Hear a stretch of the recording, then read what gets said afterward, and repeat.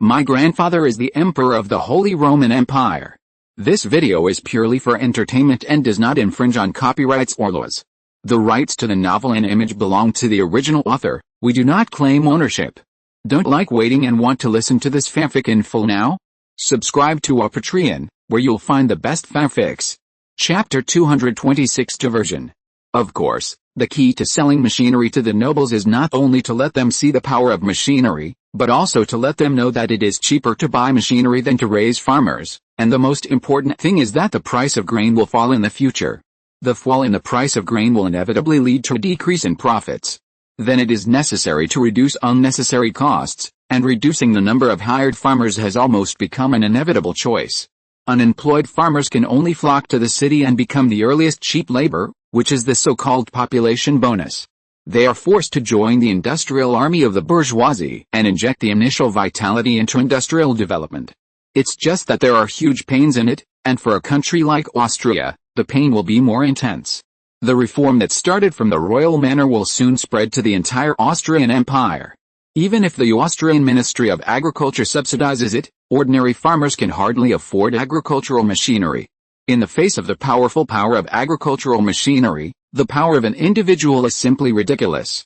A skilled sickleman can harvest 10 to 15 acres of land every day, but one person, 2 horses and a harvester can harvest 50 times the amount of a sickleman. What's more, Franz asked the Royal Academy of Sciences to tinker with more than just a harvester. The production scale of the royal estates expanded, and the nobles followed suit. In a few years, agricultural machinery would occupy the vast plains. Then large-scale drainage equipment was used to drain the swamps and fertilizers were used to improve the soil. There would be no more undeveloped wasteland in the plains of the Austrian Empire, and small farmers went bankrupt under the squeeze of large estates. They either went to reclaim less flat wasteland or to try their luck in the city. Of course, whether it was the former or the latter, it was not a comfortable life waiting for them, at least not in the short term. Franz certainly didn't like to see this tragedy happen, so he was trying his best to stop it, or to make this change happen more slowly. The first step was to use the financial tools in his hands to let the Artis Bank and the Bohemian Solidarity Bank send a group of people out, specializing in low-interest microloans for farmers with land, giving those who are far-sighted and want to fight a chance. In fact, this kind of low-interest microloans was also done by the French in later generations. For a long time, it added vitality to French agriculture, promoted the French economy, and even stabilized the social order in France. However, as time went on, capitalists were no longer satisfied with the status quo and started a word game mode, turning low-interest microloans into usury, causing farmers to go bankrupt and people to live in poverty. Coupled with the failure of foreign wars, it eventually led to great social changes. The second step is to revitalize state-owned factories and increase the number of new factories. The Austrian Empire opened a large number of state-owned factories during the reign of Queen Teresa. However, under the tossing of Joseph I and his brother, these factories did not receive enough attention and gradually fell behind the times. During the Napoleonic Wars, they suffered a devastating blow, so that a large number of them closed down after the war. And some even needed government subsidies to survive. Generally speaking, they not only failed to increase fiscal revenue, but also dragged down the Austrian Empire. Now the whole of Europe is in an upward period, and it is not difficult to revitalize state-owned factories. The first thing to do is to update the equipment. As the saying goes, if you want to do your job well, you must first sharpen your tools. How can you compare a bunch of 17th century antiques with new steam engines? It's like you are riding a warhorse, carrying a saber, to attack the steel torrent on the opposite side. Who can tell me how to win? Moreover, the orders from state-owned factories can also fatten the newly started machinery industry. Franz's own factory cannot handle such a number of orders. Of course, a part of it will be allocated to expand the scale of the machinery industry. But there is no need to worry that blindly expanding the scale will cause a waste of resources, because soon all the factories in Austria will begin to gradually update their equipment. Next, there are the vast areas of Franconia and Austria's overseas markets. Another point, and the most important one, is that the original corrupt officials need to be punished. The demise of Austria's state-owned factories has a lot to do with this group of corrupt officials. These people are often hereditary nobles, who have arranged their families to occupy important positions in state-owned factories for generations. At first, they just exploited the workers, and then gradually regarded the domestic products as private property, selling them at will and robbing them. What's more, some people deliberately forged the illusion of poor management, on the one hand, asking for government subsidies, and on the other hand, using the country's money to open factories for themselves and compete with state-owned factories for the market. At this time, Austria experienced a battle of Nord-Savy and 2 major victories in diplomacy and conferences, at least that's what the Austrian Empire officially promoted. The entire Austrian bureaucracy and military group are gearing up for action. It is a good time to deal with corruption. In addition, the salary of the Austrian bureaucracy has not increased for nearly 40 years. Baron Peter, as a senior court secretary, Secretary General, has an annual salary of only a pitiful 1,000 guilders, which is 5 times the salary of the lower-class people at that time. County List, as a councillor of the Prime Minister's office, a higher level than the court councillor, has an annual salary of 10,000 guilders, but this is already the highest annual salary that the civil servants of the Austrian Empire can get. His annual salary is even higher than that of Prime Minister Metternich himself, 8,000 guilders, and Finance Minister Count Kolarov, 7,000 guilders. Most officials rarely have a salary of more than 800 guilders. For example, the old clerk Oberli, who has worked for the Austrian court for 40 years, has an annual salary of only 150 guilders. Baron Sloat, as the chief advisor to Emperor Ferdinand, has an annual salary of only a pitiful 900 guilders, and the annual salary of his staff is even less. These civil servants, who have pitifully low salaries, are very fierce in combat. They will not let go unless they thoroughly investigate these corrupt officials who have no official positions. According to the tradition of the Austrian Empire, officials can take 20% of the stolen money, another saying is 50%, but it feels too exaggerated. You should know that the amount of money embezzled by these corrupt officials usually reaches tens or even millions of guilders after decades of accumulation. Even a large-scale review team composed of more than a dozen officials can get nearly 10,000 guilders per person. Moreover, such good things often happen only once every 10 years or even decades. For the sake of the country, justice, and fairness, civil servants will spare no effort to kill these corrupt officials. As for the weapons in the hands of these corrupt officials, they are really not worth mentioning in front of the Austrian Imperial Army.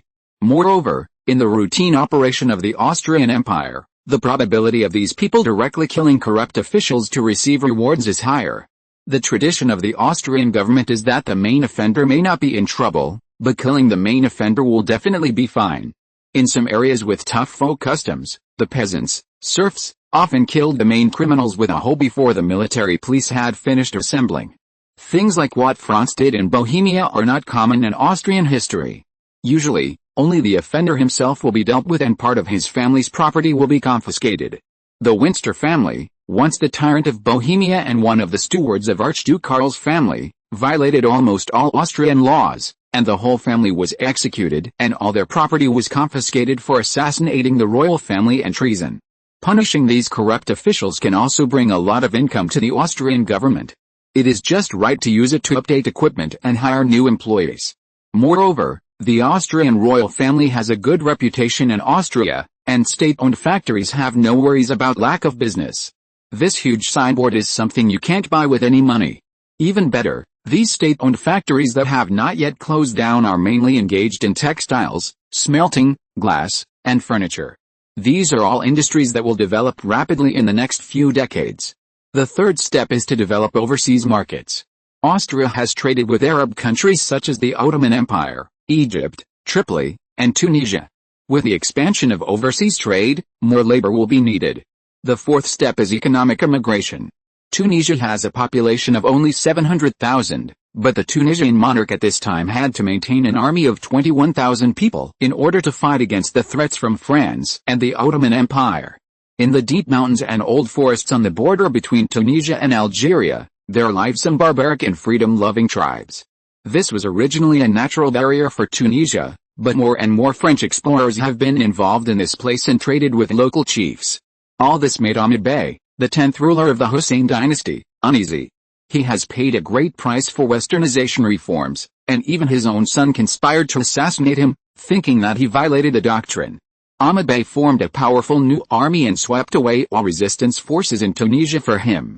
But just when he thought he was safe, Ali Pasha, whom he had always regarded as an idol, failed.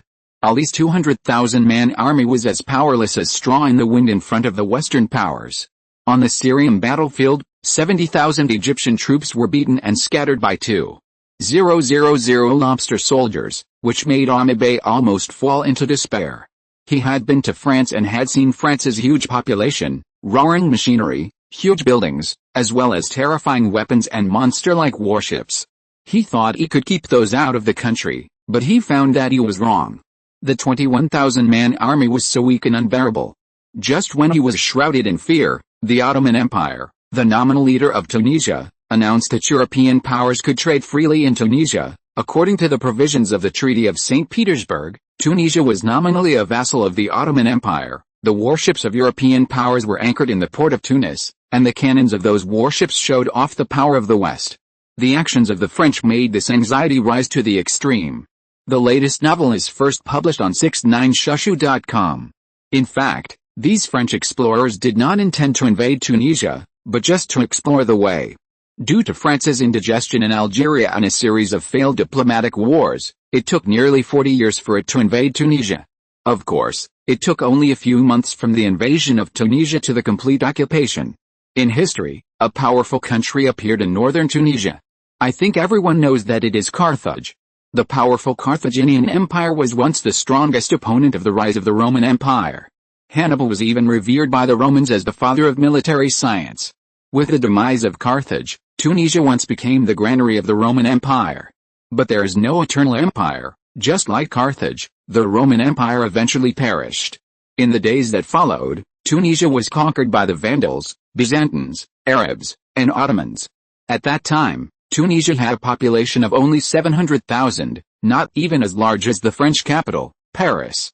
The Land and Water Conservancy had long been abandoned, and the national strength was even more vulnerable. Ahmed Bey knew very well that it was impossible to stop the French by himself. His prime minister was an 18-year-old middle school boy who believed that as long as he developed a market economy, Tunisia would take off, and finally hired the British to fight the French, just like the Americans hired the French to defeat the British. I don't know if this gentleman's historical level is really bad or intentional. It was the economic reforms of this middle school boy that caused Tunisia's economy to deteriorate continuously, and the introduction of advanced Western ideas in politics, which resulted in a fierce expansion of traditional ideas, causing most clan soldiers to be unwilling to fight for the country. However, at this time, Ahmed Bey's idol Ali sent him a prophet messenger. The prophet messenger said that as long as food and weapons were provided to the Algerian nomads, the infiltration of the French could be temporarily stopped. Ahmed Bey, with a half-believing and half-doubting attitude, sent messengers to deliver food and weapons to the Algerians on the other side of the mountain. As the prophet's messenger said, the Algerians who got the weapons immediately killed all the French who tried to enter Tunisia as agreed. Moreover, the Algerians launched an uprising against the French, which made the French anxious for a while. Before leaving, the prophet's messenger told Ahmed Bey that the way to completely prevent the French from entering Tunisia was to let the two tigers fight each other.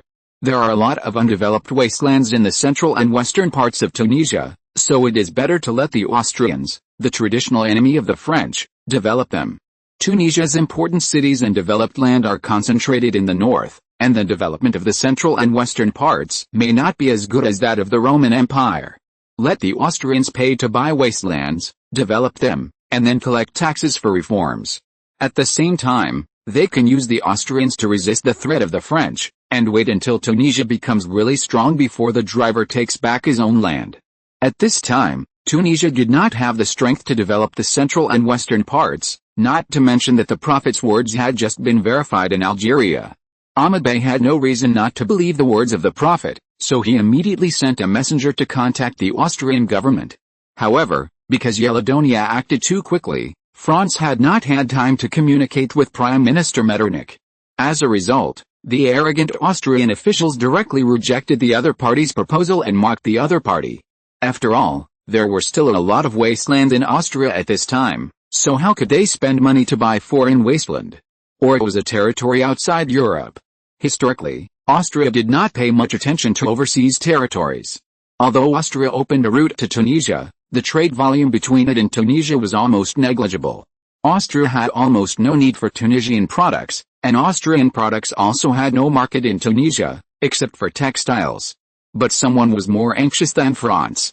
Granville, British diplomat, thought that sending Austrians to Tunisia to confront the French was absolutely a genius move. Granville's proposal was immediately taken seriously by Chief Robert Peel. At this time, Robert Peel hated Metternich and Guizot and wished they could fight. Moreover, the Tunisians asked Austria to develop the rotten land in the central and western parts of the country, which not only consumed Austria's national strength, but also forced the French to invest more energy in North Africa. The most important thing is that with the Austrians' maritime capabilities, even if they could really develop the central and western parts of Tunisia, they would not be able to stand firm. In other words, all the efforts of the Austrians were to make wedding clothes for the Great Britain. Chapter 227, Dare not make decisions on your own. Robert Peel knew neither military nor politics, but he knew that entering Tunisia with the Austrian navy would be a losing deal. The Austrians entered Tunisia only to serve as a custodian for Britain as a frontier against France. When Britain accepted the legacy of the Ottoman Empire, Tunisia would also be in Britain's pocket. Granville's words easily impressed the new Prime Minister. After all, Robert Peel had created scandals such as the Ark of Doom and the Second London Agreement at the beginning of his term. Robert Peel did not want his prime ministerial career to end there, especially when he found that continental European countries were increasingly opposed to Britain. He urgently needed a way out. Granville's advice to him was to support Sardinia and bribe the Austrians to go to North Africa to fight against France. But Robert Peel did not invite the British Empire to deal with the French, which showed that the other side was absolutely blind. From any angle, Britain is more suitable than Austria. The two are enemies, and Britain is more powerful than Austria. This group of stupid Berbers. They actually gave up the opportunity to become allies with the British Empire and chose the Austrians. How stupid, however, the cabinet members around them complained. Now Tunisia is ruled by Arabs, and the Berbers are a minority. The Tunisian monarch chose the British Empire as an ally, which is crazy. In the eyes of Tunisians, there is no difference between France and Britain, and Austria's strength is just enough to fight against the French, but not enough to invade Tunisia. In other words, even if the Austrians really want to invade Tunisia, as long as Austria's naval power is cut off, the Austrian power in Tunisia can be easily eliminated, and the great Austrian navy is very likely to be unable to defeat the small countries on the Italian peninsula. Even if Tunisia cannot stop the Austrians, as long as certain conditions are provided, the surrounding powers are willing to stop the Austrians. After all, it doesn't take much effort. The best record of the Austrian navy is just to repel those inferior Barbary pirates. Robert Peel was beaten by this barrage of complaints, but fortunately he had seen a lot of big scenes. Okay, everyone.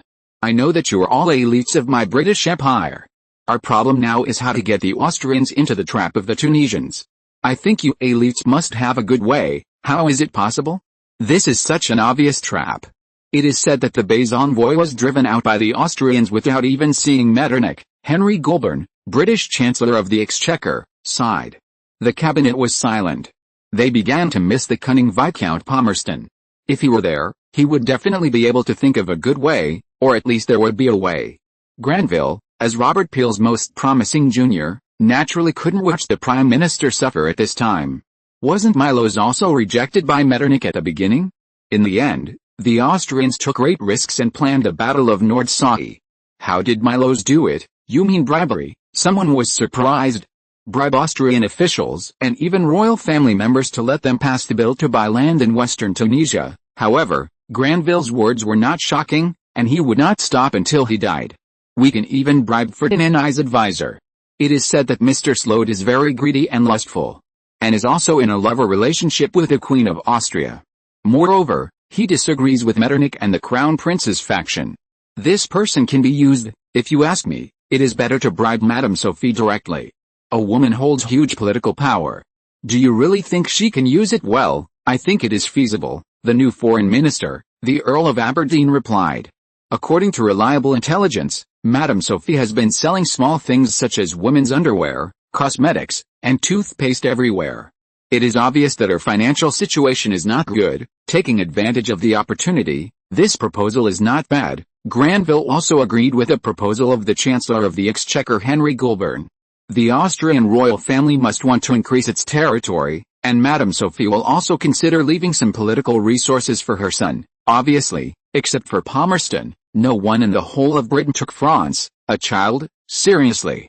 That's why they came up with such a weird proposal to bribe Madame Sophie. Soon, Mr. Boynton, the British ambassador to Austria, invited Madame Sophie and her family to attend the dinner. Since Madame Sophie knew very well that one should not put all eggs in one basket, she never took Franz and Maximilian with her on such occasions, but only took her daughter and the silly Ludwig. Mr. Boynton was very eloquent and he praised Madame Sophie crazily. Madame Sophie was naturally very pleased, because her husband at home was a fool, and she often felt that her IQ was not enough for her son. It was rare for someone to praise her and her achievements, saying that she was thinking about the country and the whole family. You have to know that although the people in the Austrian court were very afraid of Madame Sophie, they said behind her back that she was a man, a barbaric man. Calling a woman a man is not a word of praise, but a naked irony. After all the flattery, Madame Sophie already felt that Mr. Boynton was an Austrian. Seeing that the time was almost right, Mr. Boynton stated his real purpose. Dear Grand Duchess Sophie, I think you have great vision and the products you designed are very special. My wife likes them very much.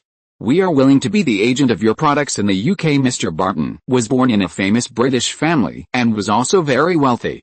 Mrs. Sophie had no reason to refuse to become a business partner with such a person. And she herself had always been suffering from the inability to open up further sales. Although the new underwear was popular in Germany and Austria, Britain and France did not buy it. The French even denounced it as the devil's underwear. As for Russia, Mrs. Sophie's hand could not reach out. The status of Russian women is still relatively low compared to other European countries. With low status and no money, no matter how good it is, it cannot be sold. And Mr. Barton is so graceful and visionary, Mrs. Sophie quickly came up with a complete set of cooperation plans. Of course, this plan was written by the court counselors, and the idea was of course Franz. The latest novel is published on 69 Shuba. Soon Mr. Barton gained Mrs. Sophie's trust, and the sales of new underwear were higher than those in the entire European continent. In fact, Barton did not expect this to happen. Whether it was high-end or low-end products, the sales were frighteningly high. Because British women at this time participated more widely in the social division of labor. Therefore, there was a greater demand for light and comfortable underwear. At the same time, British women also had greater appearance anxiety and were willing to spend money to buy new underwear. The upper class was influenced by bourgeois morality and was more open as a whole. In order to keep their lovers and husbands, women were even willing to shorten their lives and apply arsenic and other highly toxic cosmetics on their faces, not to mention buying high-end underwear at high prices. Similarly, British upper-class men broke through the shackles of religious values and pursued enjoyment more. Some new underwear catered to their needs, and they were willing to pay for their lovers. For a time, new underwear became popular in England. Back in Vienna, Franz was speechless about the Austrian officials. They dared to drive people away without orders from their superiors. It would be fine if they just refused, but the problem was that these self-righteous guys not only mocked the Bey's envoys, but also ordered the ruffians to humiliate them. The Bey's envoy took out a bribe to honor Metternich's butler, but Berg, Metternich's old butler, who accepted Milosh's bribe, was so angry that he threw the gift box far away and then closed the door heavily. Metternich had just discussed countermeasures with Franz, and his nose was almost crooked when he returned home. Did anyone come to give gifts today? There was a group of Arabs, saying that they were envoys from Tunisia. The gifts were confiscated and they were not allowed to enter. After all, without your order, how dare I make the decision on my own? Berg replied respectfully. Metternich rubbed his head. The Tunisians were not good at giving bribes. He was actually rejected by his old butler. This was the god of wealth. He not only gave money but also land. Where are they? I chased them away. Metternich was furious and cursed. Fuck you, this is called not daring to make decisions on your own. Chapter 228, It's a pity we met too late. Although he encountered many setbacks, the Bey's envoys continued to work hard and sent out several copies. It is better to say that this constant setback made the Bey's envoys feel more real and feel the greatness of their mission. The French intelligence organization also found some clues, but they were clues about the Algerian uprising. All the clues point to Tunisia, which France thought was fat meat. Guizot immediately ordered the Minister of the Navy Victor Dupuy to deal with the matter. Victor Dupuy has always been disdainful of small countries like Tunisia, and immediately sent 4 new warships from Talat port to Tunis port for demonstration. The Tunisian Minister of the Navy said in despair that even if all the naval forces of Tunisia were gathered, they would not be able to sink even one ironclad ship. Soon the British learned of this intelligence and immediately dispatched 3 new warships from Istanbul port to Tunisia. In the name of protecting international trade, it was actually putting pressure on the French. The news soon reached the French cabinet, and Marshal Soult asked Guizot to stop the confrontation immediately. He still wanted to retire gloriously. Soult is the French Prime Minister, but he usually doesn't care about state affairs and is just a hands-off boss. The French cabinet was full of curses. The British have bullied France, why don't they fight back? Therefore, the French cabinet determined that the real mastermind behind the Algerian uprising was the British. But after weighing the pros and cons, Guizot decided to withdraw the warships from the port of Tunis. After all, Britain is too powerful now, but before leaving, he left behind rumors that the British Doomsday Ark would provoke a civil war in Tunisia. Bey was naturally furious, but he had no way to look at the slowly leaving French warships. He didn't dare to seek revenge on the French expatriates. After all, his country was still too weak. The British naturally took the opportunity to establish good relations with the Tunisians, but both sides had their own ulterior motives. Bey planned to rely on the British to fight against the French maritime forces, but on the other hand, he refused the entry of British forces. Because he knew that Britain and France were birds of a feather, and they would swallow Tunisia as long as they had the opportunity. The Ark of Doomsday mentioned by the French made Bey worry whether the British would support a puppet regime in Tunisia. The first thing he thought of was his eldest son who had been in prison for many years. Not long after, his eldest son, who had been in prison for many years, died in the great mosque where he was imprisoned. The British certainly wanted to take the opportunity to enter Tunisia. They asked for further development of trade. The ultimate goal was naturally to control Tunisia economically and seek further opportunities. But at this time, the Tunisians' defense forced them to choose other ways. Due to centuries of war and destruction, many areas of Tunisia have not been developed. Letting the Austrians enter Tunisia can not only develop Tunisia's land, but also fight against the French and consume Austria's national strength. So the British minister to Tunisia began to negotiate with Ahmed Bey, asking to buy part of the western wasteland and further open up the country. This put great pressure on Bey. He knew that he had been targeted by the 2 most powerful countries in the world. If no way to break the deadlock is found, the Hussein dynasty will surely perish. At this time, news came that the Austrian royal family finally expressed its intention to buy. Mr. Barnton certainly played an indispensable role in this. He tried his best to persuade Mrs. Sophie to buy the land in Tunisia, and he could invest in it and provide at least £500,000 of support. Mr. Barnton actually wanted to say more, but considering that Mrs. Sophie was a very cautious person, he could only say so much, because this was what he earned as a middleman, and he would not be suspected because of being too attentive. Mrs. Sophie brought Franz's cheap dad, Erde, the abbreviation of the second idiot in the empire, to visit Tunis. When Bey saw Franz's cheap dad, he was so excited that he trembled all over and wanted to take him as a confidant. Please come to my country, build a manor, and do construction. Tunisia welcomes you. Bey held the Archduke's hand tightly and shed excited tears, feeling that he had met too late. Because Erde's stupidity was already written on his face, it would be a shame not to cheat such a person. The wisest man of the Habsburg family is indeed worthy of his reputation. Erde, Franz's cheap father, was confused, but it seemed that he was praising himself, and he couldn't help but feel a little proud, but recalling his past experiences, he couldn't help but doubt it. Do you really think I'm wise? Your face is full of wisdom. If you weren't wise, how could you marry a beautiful and heroic wife? Bey's flattery came one after another. But Bey didn't feel ashamed at all, but felt fortunate. If he had known that the Grand Duke of the Habsburg family was of this virtue, how could he doubt the words of the Prophet and the Messenger? Praise to Allah, Prophet, you are so great. What are you talking about? The translator on the side didn't hear clearly. Nothing, I'm so excited to meet a member of the great Habsburg family. I can't help it. The latest novel is first published on the 6th-9th book bar. The negotiation went smoothly. This transaction can be said to be a half sale and half giveaway. One was willing to sell, and the other was willing to buy. The situation was out of control.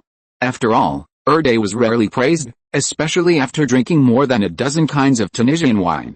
After all, Mrs. Sophie was Erde's wife, and she couldn't teach him a lesson in public. The doctrine of Bey's faith was even more discriminatory against women, and he always spoke in line with Archduke Joseph. The negotiations soon turned into a cocktail party, and the two drank at the table until late at night. The voices of the two translators were hoarse, but there was nothing they could do. Who knew why these two people who didn't talk much usually talked so much today? The vast land in central and western Tunisia, for only 10 million guilders, could be developed no matter what was found on it. Including the nomads on the land, Austria also had the right to deal with it on its own.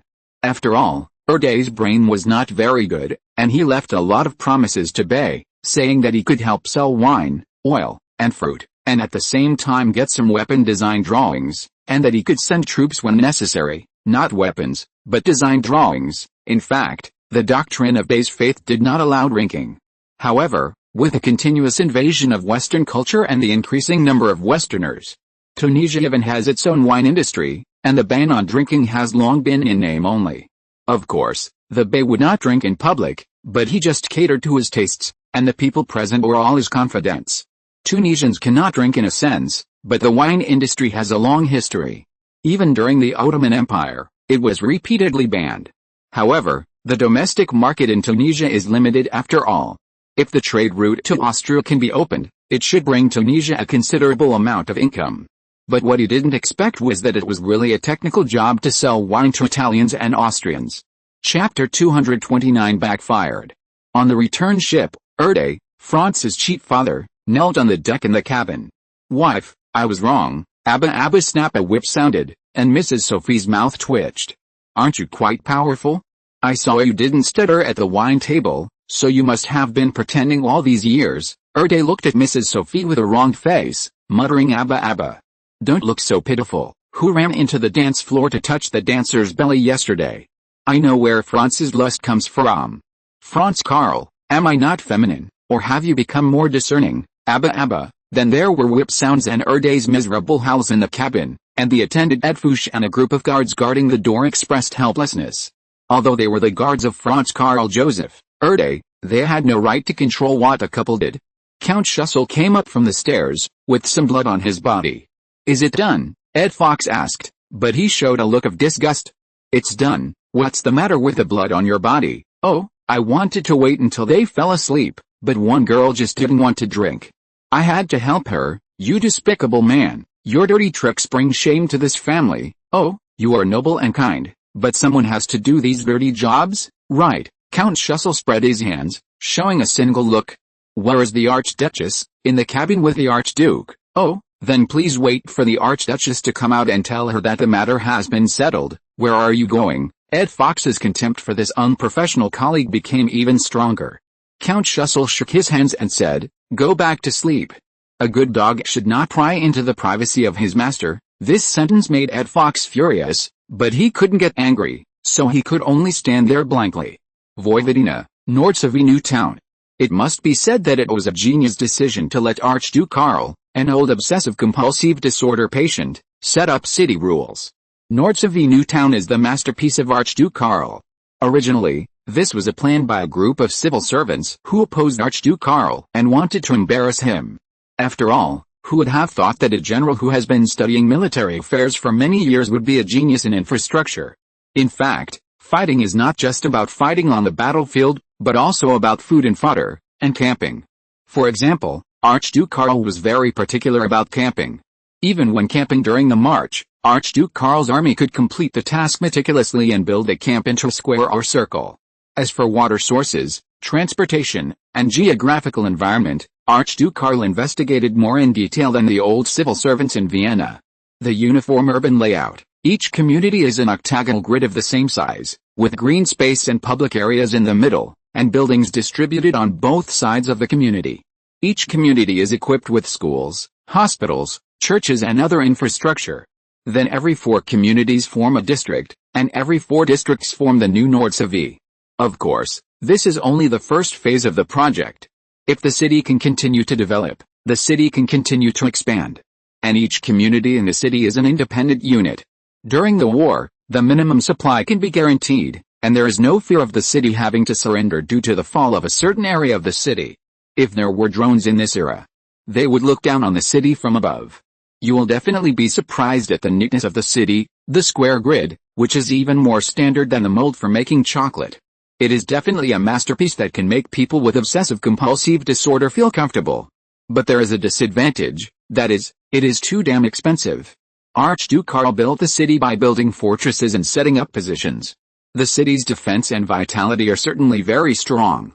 But the cost is more than 4 times higher than that planned by Vienna. Prisoners of war and soldiers were required to participate in labor in batches, so they didn't feel anything when they were building, and only found out that they seemed to have built a group of fortresses after they were finished. Looking from the mountain on the opposite bank, I didn't know that Austria had built a super large fortress. The Serbian garrison commander on the other side wrote to Archduke Karl many times to express his willingness to surrender, and only asked the Austrian army not to kill them all when crossing the river. Archduke Karl, while deeply despising the other side, found a good opportunity. According to intelligence, Milos used the mercenaries of the Red Sea Company to eliminate dissidents, but in order not to pay them, he actually wanted to use the Russians to get rid of these mercenaries. Archduke Karl, the old marshal, was very good to his soldiers. He even ate the same food as the soldiers during the war, of course, just to accurately understand the status of the soldiers. But Archduke Karl's actions left a deep impression on the soldiers.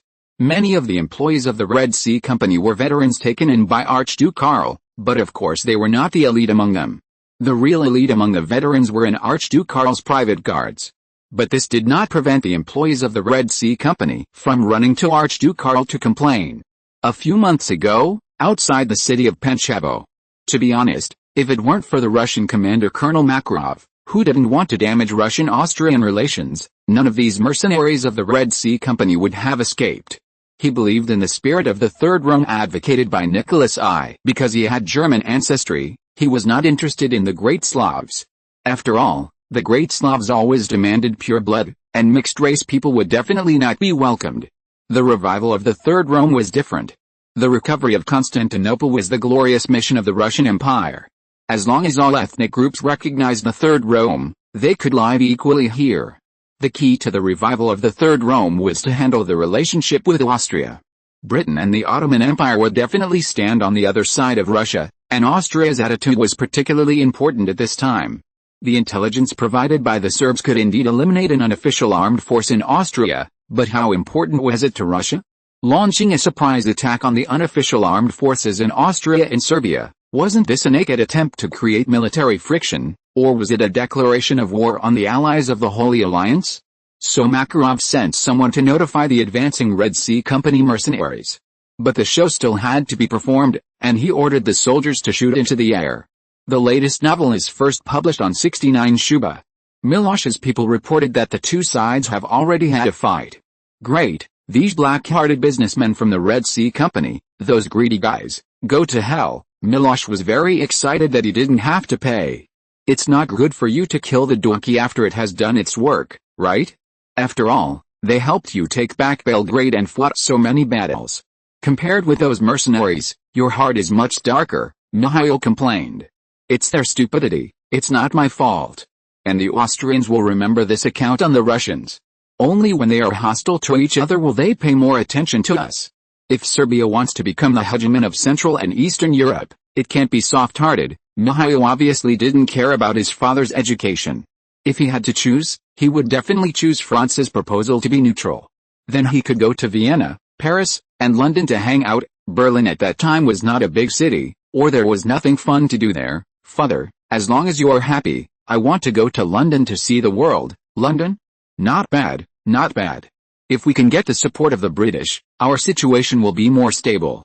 You know, Britain is the richest country in the world, and they just happen to be at odds with Russia. Yes, then Milos personally led a large army, 2,000 Serbian new troops, to the battlefield to avoid letting the fish slip through the net.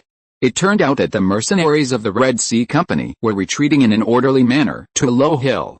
The meeting between the two sides was very awkward, and the mercenaries of the Red Sea Company occupied a favorable position from a high position. Milos had to lie that he heard the gunshots and came to mediate. Of course, who would believe such nonsense, but he was still in Serbia, and it was important to save his life first. The leading officer exchanged a few words with Milos, saying that his team was not strong enough and planned to return to Austria for recuperation. Miloš couldn't find any reason to stop him, so he could only ask the Russian commander why he didn't launch a surprise attack to wipe out the Austrian mercenaries. Makarov's answer was, "They ran too fast, and we were not familiar with the terrain, so we didn't dare to chase them. Without orders from above, I can't wipe out all the troops, but we have discipline." Miloš cursed in his heart. What kind of discipline is this? They are beasts with less credibility than bandits, but Miloš didn't dare to say it out loud, and he began to prepare to bribe the Russian officer with money. Since he didn't want military merit, what about money? Russia was suffering, he knew that. What Miloš didn't know was that the Russian army was suffering, but the senior officers were not. There was no way, after all, Miloš had never come into contact with real senior Russian officers. Miloš initially spread rumors that the Austrian mercenaries were going to drive the Russian army out of Serbia, and then Miloš ordered the mercenaries of the Red Sea Company to go through the areas purchased by the Russians to suppress the bandits.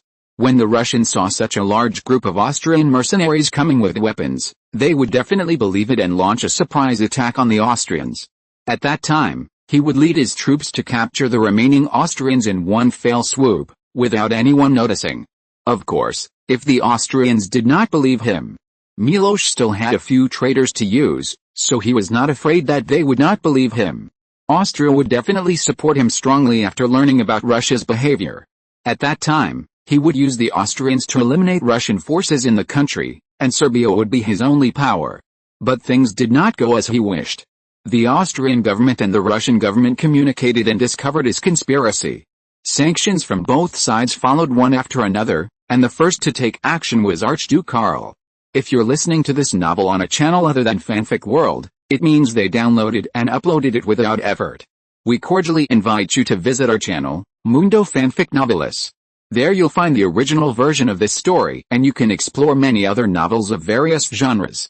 We're waiting for you to immerse yourself in a world of incredible novels. Chapter 232 Pronged Approach. Due to the weakness of the Austrian government, it was common for local officials and senior military officers to act privately. Archduke Karl himself had no scruples and directly ordered the selection of soldiers who opposed Miloš from the prisoners of war, concentrated training, and then returned the equipment and secretly sent them to Serbia.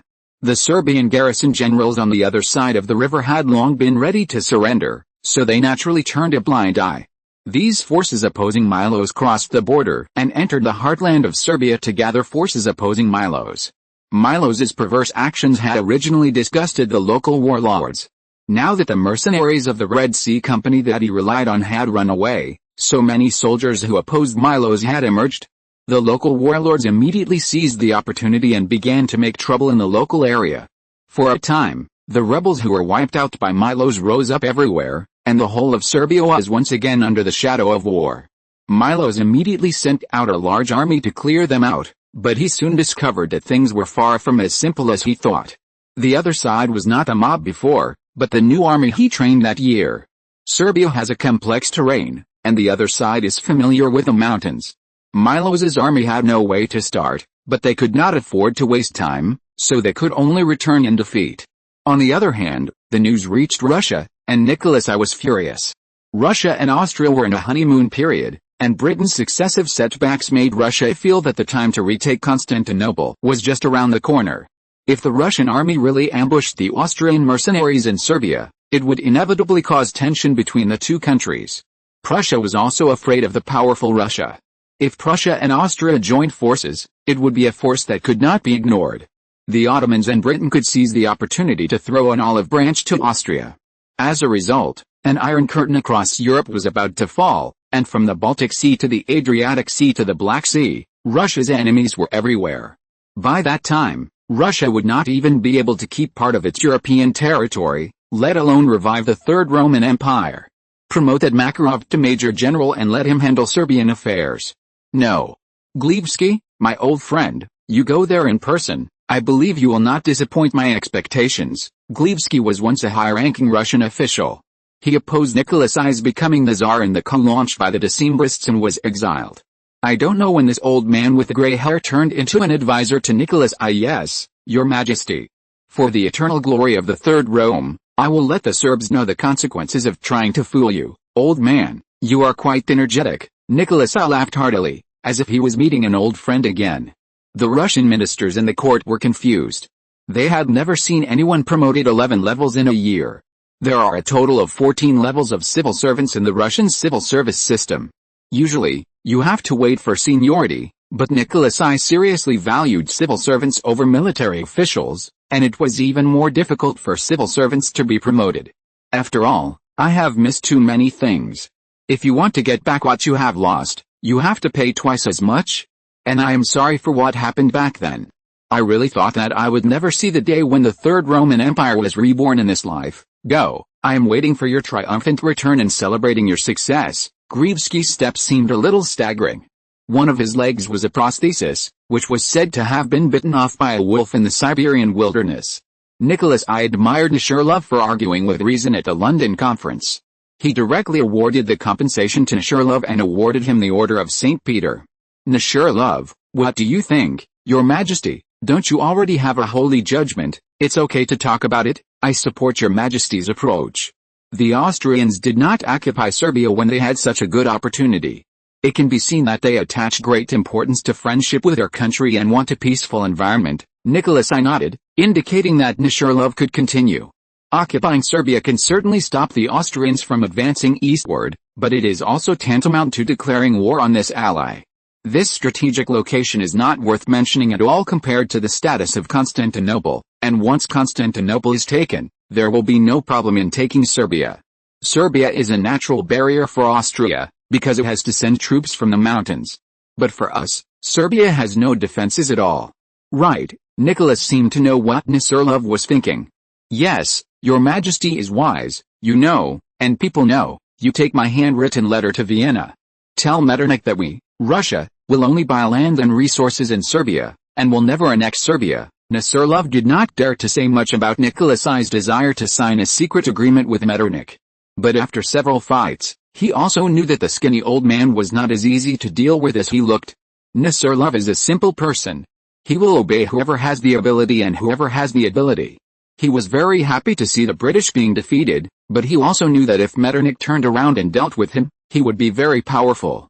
Secret Agreement, the latest novel will be published on the 69th book bar. Russia promised never to annex the Principality of Serbia. Austria recognized Russia's rights and interests in eastern Serbia. Russia recognized Austria's right of passage on the Danube. At the same time, when Gruevski took office, he asked Serbia to repay its debts. Miloš naturally couldn't come up with the money, so he started to make big promises, saying that he could pay back the money when the Austrians' minds started working. But Gruevski didn't buy Miloš's tricks and started to enclose land in eastern Serbia. At the same time, Russian serfs were sent to Serbia and troops were sent to protect them. Russian serfs were very reluctant to leave their homeland, but Gruevski said it was the Tsar's order and promised that any serf who came to Serbia could own his own land and become a free man. This move was often used by Russian officials, but it worked well. And this time Gruevski was telling the truth. A large part of the reason why Nicholas I was reluctant to abolish serfdom was that there was not enough land to distribute to the serfs. Now the Serbs are treacherous in trying to fool Nicholas I. This is a very good opportunity for Nicholas I, as well as for Gruevski and his Decembrists. Of course, most people don't believe that Nicholas I will give freedom to the serfs. Nicholas I's image as the leader of the diehards is too deeply rooted in the hearts of the people, and even Alexander doesn't believe it.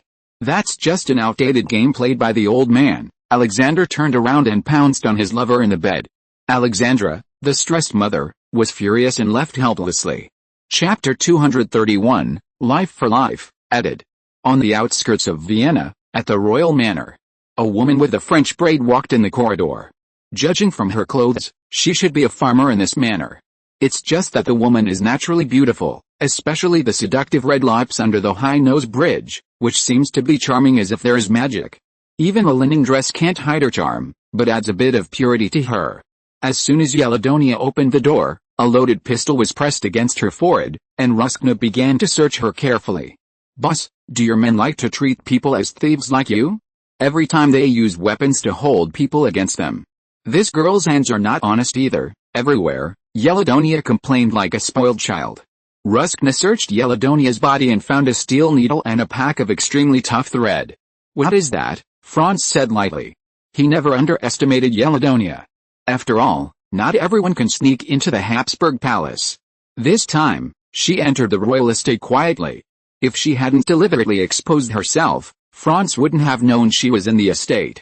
Isn't it normal for a girl to have some needlework on her body? Yeladonia explained.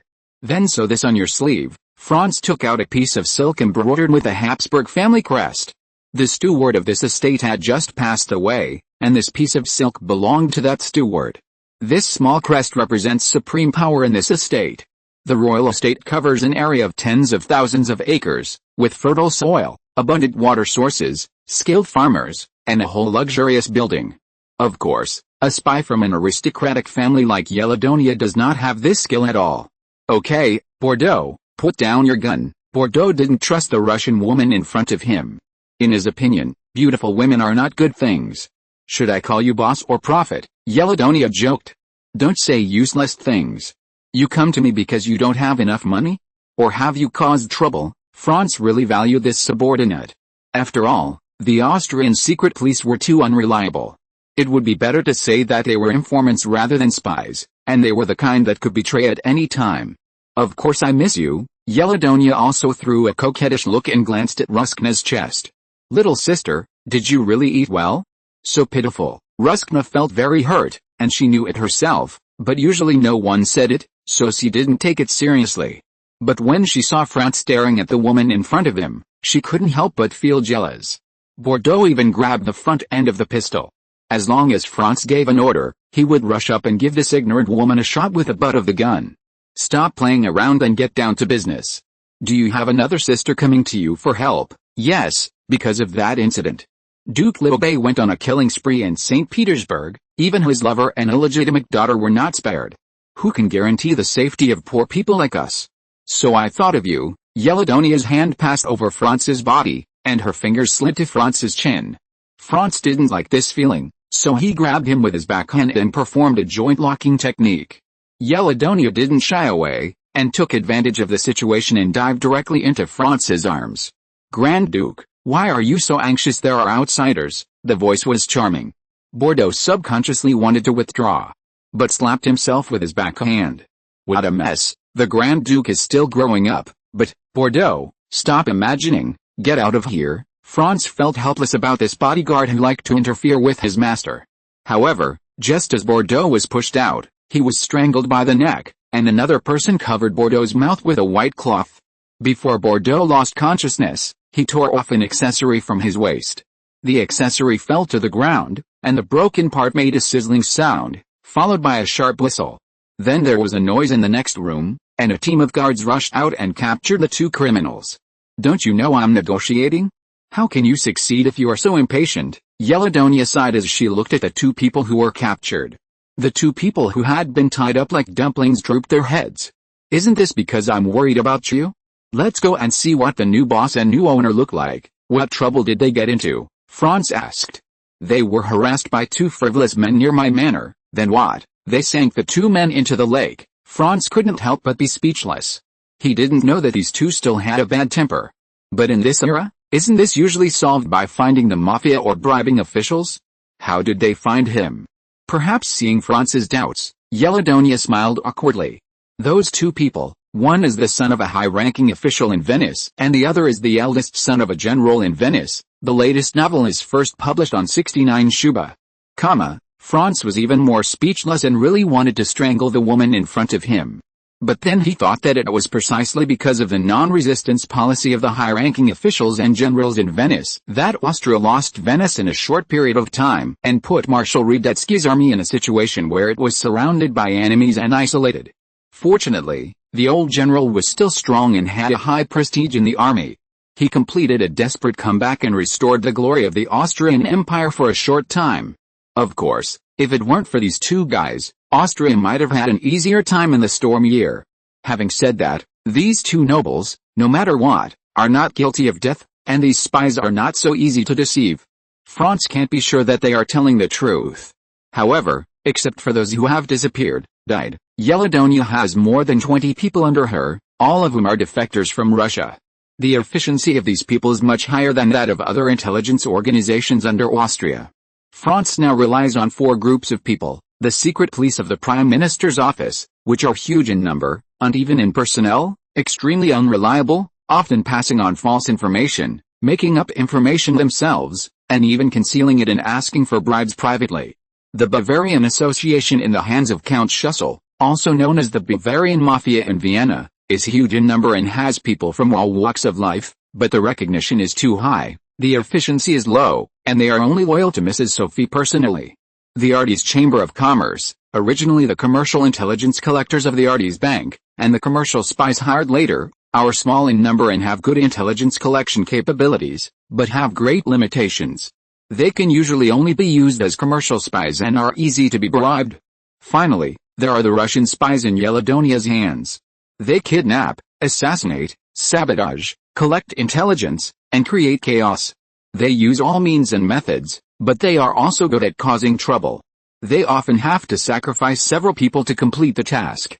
To put it simply, Franz still cannot do without these people, especially at the London conference. Yeladonia's men successfully seduced Colin Feiss, who was responsible for security, and bribed the guards of the day, so that Ali could pass the inspection openly.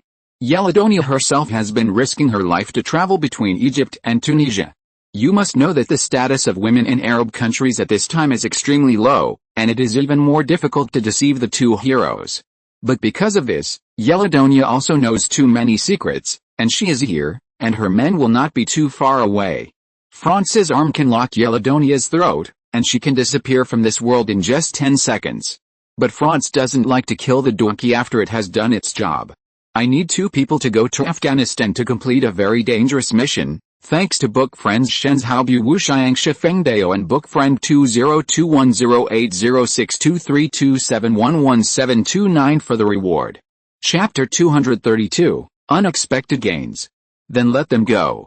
If they fail, I will lead them myself. Yeladonia dared to say this because she knew that Franz still had some use for her and would not let her go to die. She also knew that the murderer who killed the 2 nobles could not continue to stay in Austria, otherwise it would inevitably lead to greater trouble.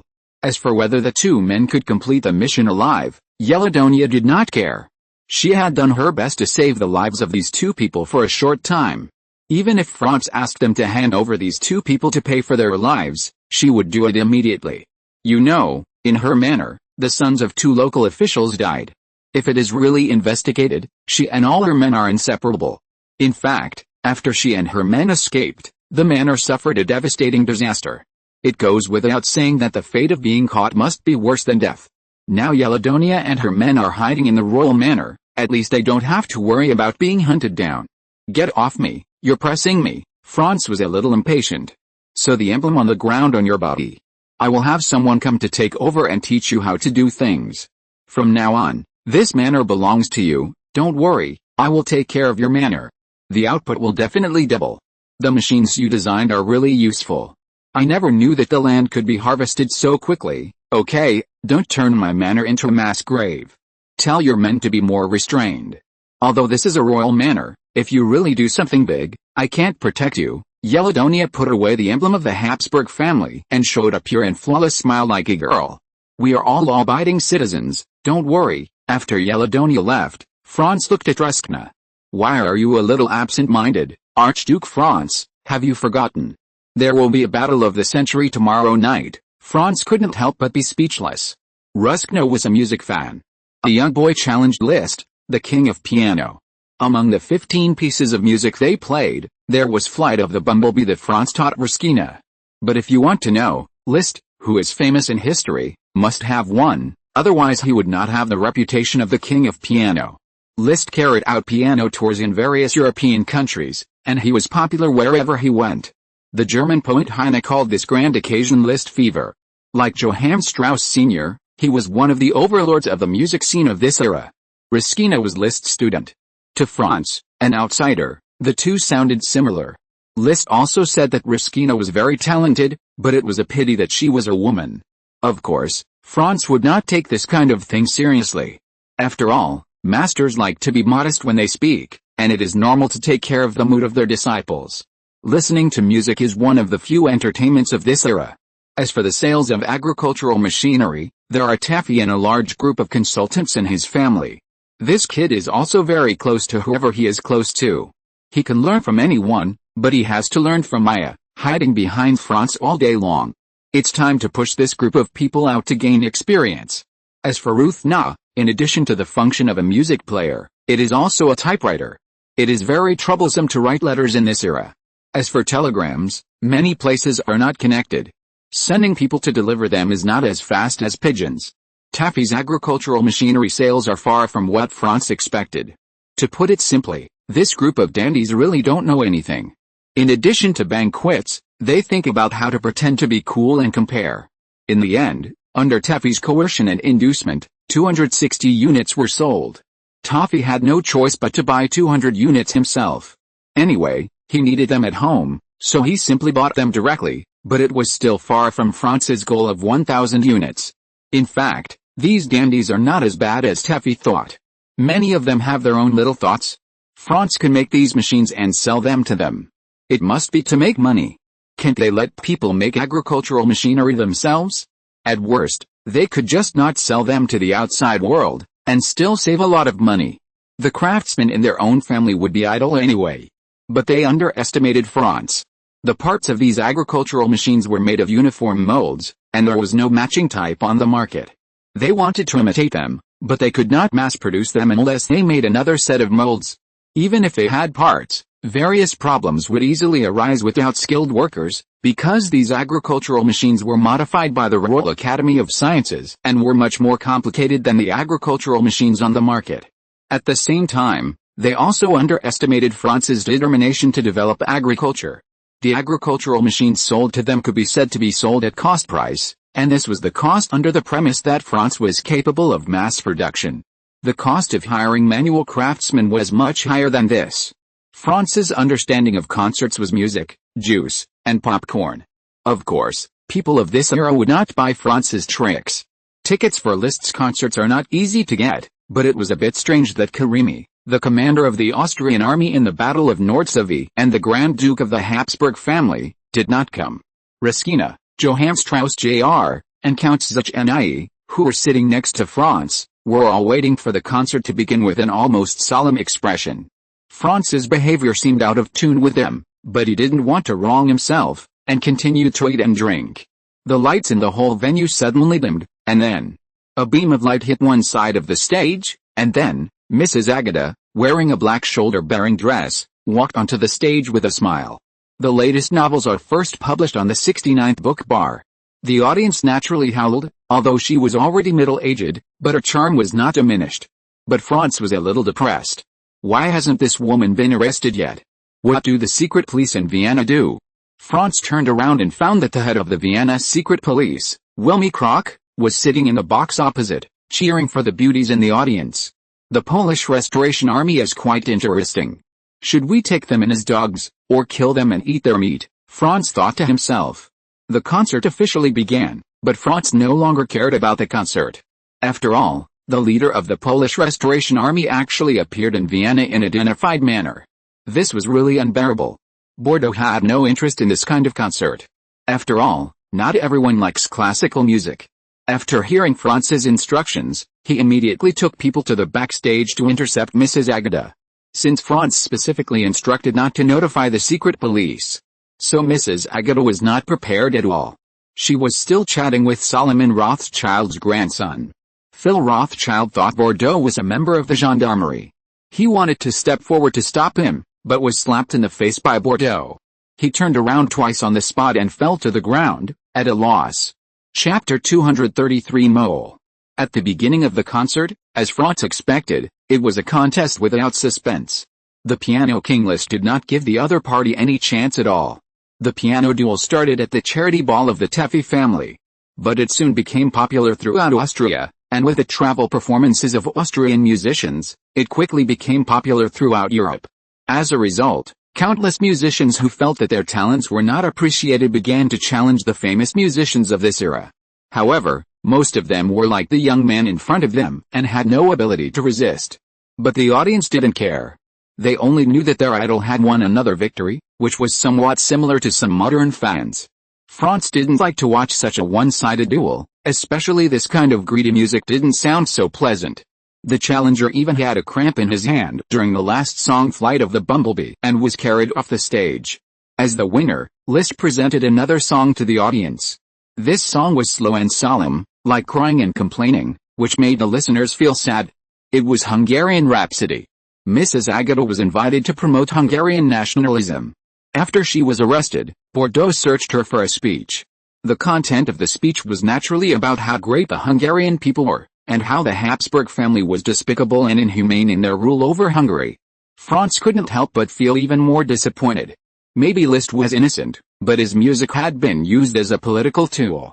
As for this Mrs. Agata, she could be said to be a great nationalist, but she was an unstable factor for Austria. Mrs. Agata, the former most beautiful woman in Poland, you and your Poland are a thing of the past, bah. Poland will never perish, otherwise, how can it be said that beauties are rare resources and have natural advantages? Several of Bordeaux's men didn't tie Mrs. Agata up, and when they heard Franz's words, they broke free and stepped forward. However, when Mrs. Agata saw that there was a teenager sitting in the box, she couldn't help but be a little stunned. When she was stunned, several guards rushed over and threw her to the ground. Franz didn't believe that this group of strong guards couldn't even keep an eye on a woman. It can only be said that these people are too gentlemen and have forgotten their duties. Bah. Poland will never perish. Mrs. Agata had thought of a lot of arguments, but now she forgot all of them and could only utter one sentence. Whether you admit it or not, Poland has disappeared from the map for 47 years. There are many more powerful countries in history that have disappeared. This is the law of history. You are going against the current. You are summoning the souls of the dead, which is not allowed. Franz compared the behavior of the Polish Restoration Army to summoning the souls of the dead. This made Mrs. Agata, who was dedicated to the lofty goal of rebuilding Poland and gave everything, feel furious. When she almost said the classic sentence, "You can kill me or cut me up, it's all up to you," her reason overcame her anger. Mrs. Agata knew who was in front of her, Franz Joseph, the Crown Prince of the Austrian Empire and the eldest son of Mrs. Sophie. There are many rumors about Franz. Whether it is Prime Minister Metternich, Archbishop Rauscher, or the experts of the Royal Academy of Sciences in Vienna, they never hesitate to praise him. But Mrs. Agata knew that such a talented young man who was too successful was often extremely conceited. As long as she could use it well and provoke the other party, she might be released on the spot if she was lucky, or at worst, she could keep the secret of the Polish Restoration Army. The universe is changing, and everything is renewed. This is the way of heaven.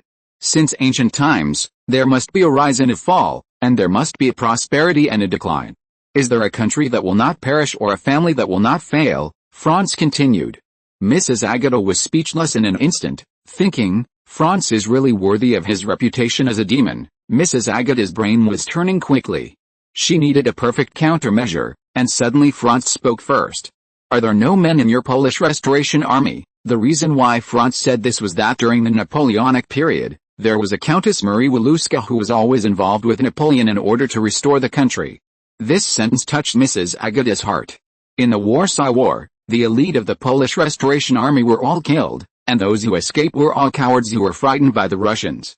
It turned out that after the failure of the Warsaw Uprising, Grand Duke Constantine, Commander-in-Chief of Russian Poland, Grand Duke of Russia, and brother of Nicholas I, did not kill them all, but only exiled the families of the traitors.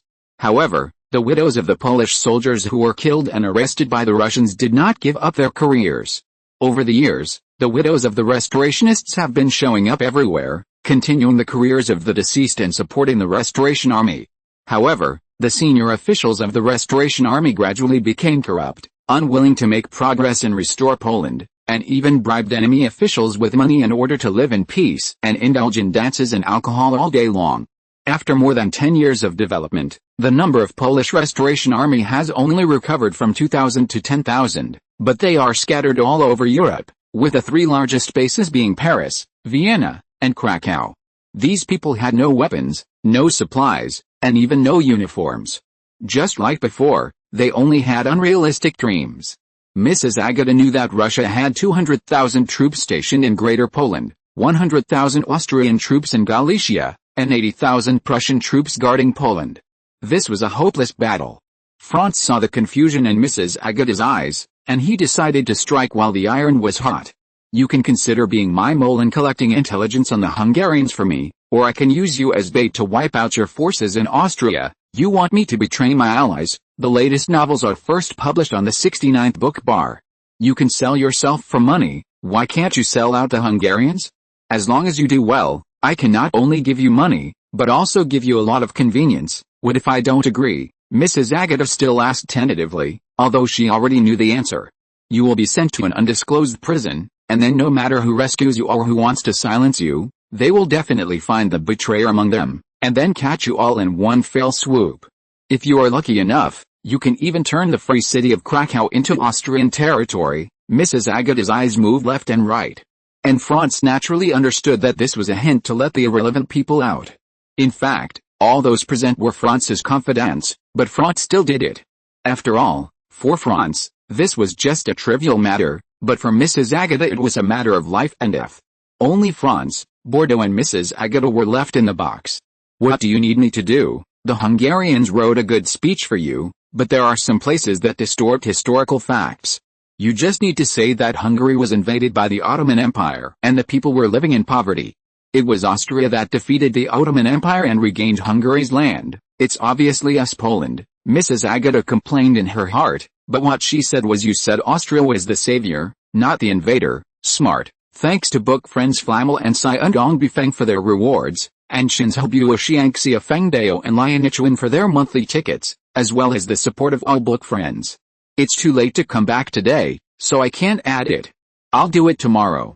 Please subscribe and comment as much as possible.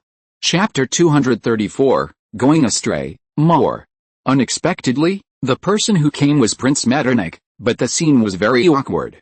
The Prime Minister of the Empire, who was just bossy, instantly became a deflated eggplant. On the other hand, Franz couldn't help cursing in his heart. This old flower butterfly has too many lovers. And this empire actually has an unclear relationship with a rebel leader. Hello, teacher, Archduke Franz, why are you here? Come to listen to music. Today is Liszt's performance. Liszt downstairs also felt very embarrassed. According to the client's instructions, someone should come out to smooth things over at this time. But fortunately, a genius is a genius, and he came up with a new song on the spot. Metternich was a little embarrassed. Looking at Mrs. Agata sitting next to him, there was no unnatural expression on her face, but she smiled, and he couldn't help but start to doubt whether his housekeeper was stupid again. Metternich pretended not to know Mrs. Agata and said, "Who is this lady?" Franz winked at Mrs. Agata. Mrs. Agata reacted quickly, and this was exactly what she was good at. Angelina, host of the Vienna Royal Theatre. Madame Agata extended her hand politely, and Metternich took it and kissed it skillfully. I've heard a lot about you. Franz was so embarrassed that he coughed twice. Teacher, what are you doing here? The concert is almost over. Oh, the report below. Someone is making trouble in the Royal Theatre. I'm here to mediate. I just saw that this lady is beautiful, and I thought it was a young lady, so I asked Bordeaux to invite her over to take a look, and I accidentally made a lot of noise. Madame Angelina, you should continue your work. Angelina apologized to Franz and Metternich, then left her seat and went straight to the stage. Teacher, do you want to stay and watch the ending together? No, I have something else to do. Archduke Franz, the report on the construction of the Danube Dam and the new city of Nordsavie has been sent to your study. After Metternich left, Franz also returned to the inner box. Riskina and Johann Strauss were still enjoying the music. Franz picked up the popcorn on the ground and put it in his mouth, waiting for the show to begin. Soon, Mrs. Agata appeared on the stage, and Liszt breathed a sigh of relief. After the performance, Liszt bowed, and it was Mrs. Agata's turn to perform. The Hungarian bosses in the field had been waiting for this moment for a long time. You know, most of the people who came to the concert today were idle people from the upper class of Vienna. These people are the easiest to be deceived, and making them sympathize with Hungary can form a huge public opinion. According to their plan, as long as the Habsburg family is portrayed as the evil party that enslaves Hungary, Austria's debt to Hungary will be implemented. In the future, if Austria dares not to agree to Hungary's demands, it will make trouble for him. But the plot seems a little wrong. Mrs. Agata did connect the song with Hungary, and praised Hungary. It is said that this song is the Hungarian people's grief and accusation of the nation's misfortune, and at the same time shows the Hungarian people's bold, optimistic and enthusiastic national character. But why didn't they mention Austria's evil rule over Hungary? Why did they say that Hungary was liberated from the Ottomans by Austria? The result was, of course, the traditional art of the Viennese people, cursing the Ottomans with a common hatred of the enemy. This reminded people of the Battle of Vienna, and Mrs. Agata, a Pole, naturally thought of her motherland Poland. At the same time, the Viennese, who were rich in musical cells and sentimental, also thought of their former ally Poland. Under the leadership of Mrs. Agata, the whole theater sang a popular Polish folk song My Home on the Vistula River. Liszt sat down again and played the Polish musician Chopin's Serenade. Chopin once refused the position and title of the chief pianist of His Majesty the Russian Emperor because he was Polish.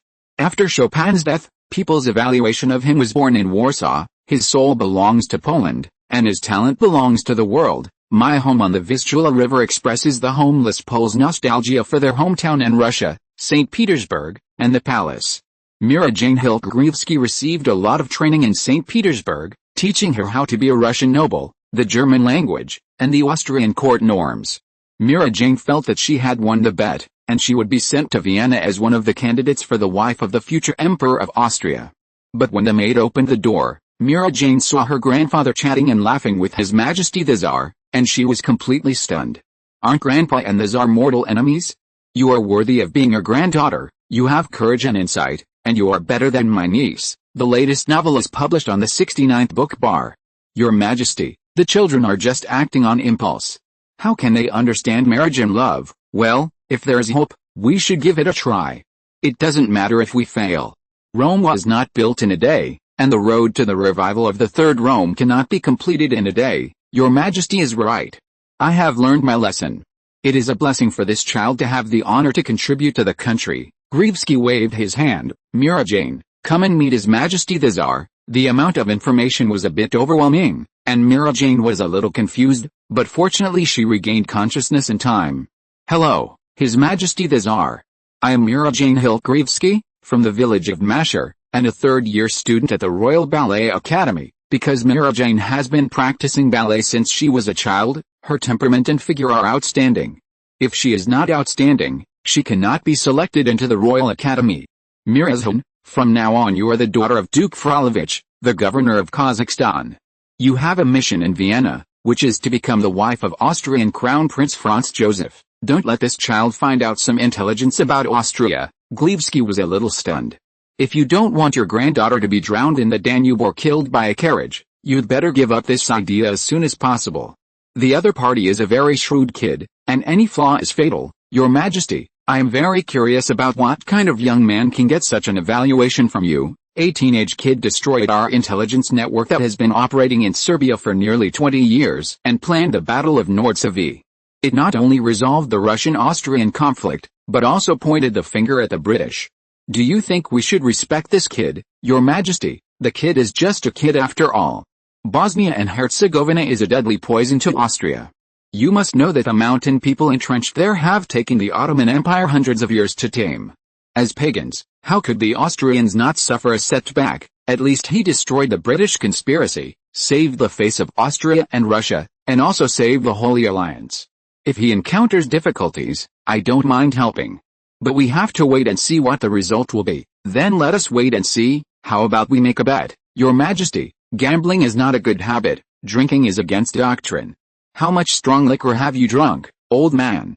Do I need to remind you, Your Majesty, if you want to gamble, don't expose other people's scars. That's right. Do you have money? How about I lend you some first? Nikolai and Grievsky were arm in arm, just like the two ambitious young men who wanted to change the world. Chapter 235, Locust Plague. An easterly wind blew up and attacked the ground for a day and a night. In the morning, many locusts blew in. They flew in groups, unprecedented in number, all over Egypt. They covered the earth, causing the sky to be dark. They ate up all the plants that the hail had not destroyed. There was no green in the fields or trees throughout Egypt. The Bible Exodus. The locust plague is the 10th plague recorded in the Bible. Its shadow has shrouded mankind for thousands of years and has never dissipated. The country does not cultivate livestock and accumulate, and does not prepare for disasters and famines. There are 3 causes of disasters and famines: floods, droughts, and locusts. The land is high and low, and rain falls on some places. There are still many places that are spared from floods and droughts. However, when the drought is extreme, Locusts will kill all the plants and trees within thousands of miles, or even the hair and flags of cattle and horses will be destroyed. The harm is even more tragic than floods and droughts. The ancient Orientals regarded the locust plague as a natural disaster. They knew that the harm was greater than floods and droughts, but like Westerners, they had limited knowledge. In addition, the deliberate interpretation of Confucian scholars, such as Dong Zhongshu and Zhu Zai, directly linked the cause of locusts to bad politics, believing that locusts were caused by bad politics and were a punishment from heaven. Locusts were divine insects that could not be eliminated by humans, and the only way was to let the locust plagues disappear on their own. As a result, for thousands of years, neither the East nor the West had a set of effective methods to control and defend against locusts. Ali didn't know whether the locusts flew out of the smoke, but he knew that after a long-awaited heavy rain, locusts were everywhere in Egypt, and they were more serious than any previous year. Is there really a punishment from heaven? Aren't the Anglican Church and the Catholic Church two organizations? Ali cursed in his heart. Isn't it just killing a few British people? Is it necessary to do this to me? God doesn't care. In April, there was a severe drought, locusts in 7 states, and invaded 3 borders. This is the miserable situation of the 3 Mediterranean coastal countries of Egypt, Tunisia, and Tripoli. This locust plague originated in the northeastern plateau and eventually swept thousands of kilometers of land, from Africa to India, and starved people wherever they passed. Allah doesn't care, but the Prophet does. If Egypt has no harvest, and there is no cash crops such as cotton for exchange, it is really unknown how many people will starve to death. Ali used all his money to develop the army and military industry, and he still took the old path of militarism. It is unrealistic to expect him to come up with money to provide relief to the victims, and it is impossible to provide relief. Officials and people worked together to catch, burn and bury the locusts.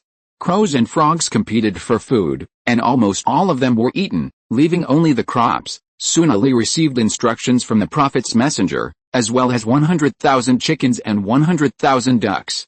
Ali did not doubt the Austrian merchant ship that appeared with the Prophet, and only regarded it as a gift from God. He himself knew that compared with the tragedy of no harvest and the destruction of farmland, the cost of buying these 100,000 chickens and ducks was nothing. When the locust plague swept across the African continent, the Italians on the other side of the Mediterranean were laughing at the stupidity of the Egyptians who bought chickens and ducks. However, the locust plague soon broke out in Italy, first in Sicily, then in Sardinia, and then the entire central and southern Italy was shrouded in the shadow of the locust plague. Italian states turned to their bosses behind the scenes for help, and French and Austrian grain was shipped to their allies one by one. Sardinia was hit hard by itself and was unable to support the disaster-stricken areas, so it could only choose to stand by and watch. But France and Austria were different at this time. They had stockpiled a large amount of grain in the trade war with Britain. These low-priced grains were good as strategic reserves, but it would be better to sell them at a good price during the disaster. Guizot was more practical. The grain he purchased at 1.2 pounds per 100 kilograms was now sold to the Papal States and Naples at a price of 2 pounds, and in a blink of an eye, he made a profit of tens of millions of francs.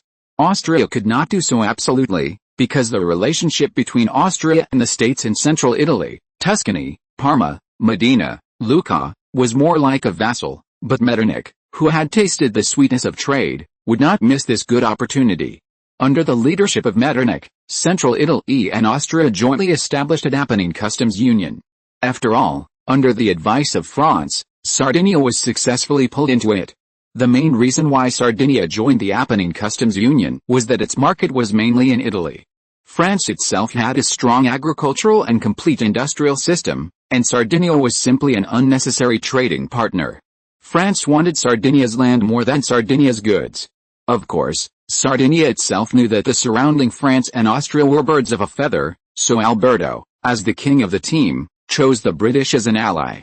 Even if Austria's industry was worse than that of the great powers, it was much better than Sardinia, a non-great power. Alberto also knew this, but what about British goods? Wouldn't it be good to be a middleman by selling British goods? It was precisely because of this that Granville, British diplomat, decided to protect Sardinia to the death and prepared to use Sardinia to dump British goods. Did France and Austria always want Sardinia to open up trade? This time, let them ask for it. Sardinia's behavior naturally made Guizot and Metternich very angry, But there was no rule that they had to sell domestic products, so they could only swallow their anger. However, this approach made Sardinia heavily dependent on British products and the French and Austrian markets. Soon France could not stand it and took the lead in stopping trade with Sardinia on the grounds that Sardinia's debts were overdue. The disadvantage of this export-oriented economy is that it is easy to be controlled and then cut off. The latest novel is first published in the 6th book Bar. Sardinia's dumping of British goods has long caused complaints from the small states in central Italy. After all, who would want to do business with Sardinia if they can't make money? As a result, the Apennine Customs Union led by Austria successfully excluded Sardinia through a vote. Those African countries that had traded with Sardinia before were also dissatisfied with Sardinia's practices. As the saying goes, when a wall falls, everyone pushes it. Except for Britain, Sardinia's trading partners all terminated their trade relations with Sardinia. This time Sardinia became a real lonely man. Britain was not its partner, but its master. The British were overjoyed to see Sardinia isolated, and they saw that their goal had been achieved. They took out the old tricks of colonialism again, intending to turn Sardinia into a British vegetable field, plus a military fortress. At the same time, the locust plague crossed the Suez Canal and came to Syria, and in a short period of time, it invaded most of the Ottoman Empire's land in Asia. As for why Italy was in trouble with locusts, Austria and France were fine. Because the climate was not suitable, the locust plague only spread to central Italy, and the northern region was not affected much, but Sardinia happened to be an important agricultural area of the Kingdom of Sardinia. At the same time, a rare flood hit Britain, and heavy rains lasted for several weeks. Except for the Scottish Highlands, England, Ireland, and Wales had large areas of houses and farmland destroyed. The water level of the Thames reached a record high, crops failed, and food prices continued to rise.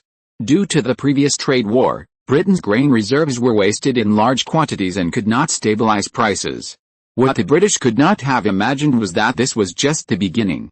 Chapter 236 Deadlock. Vienna, Royal Theatre.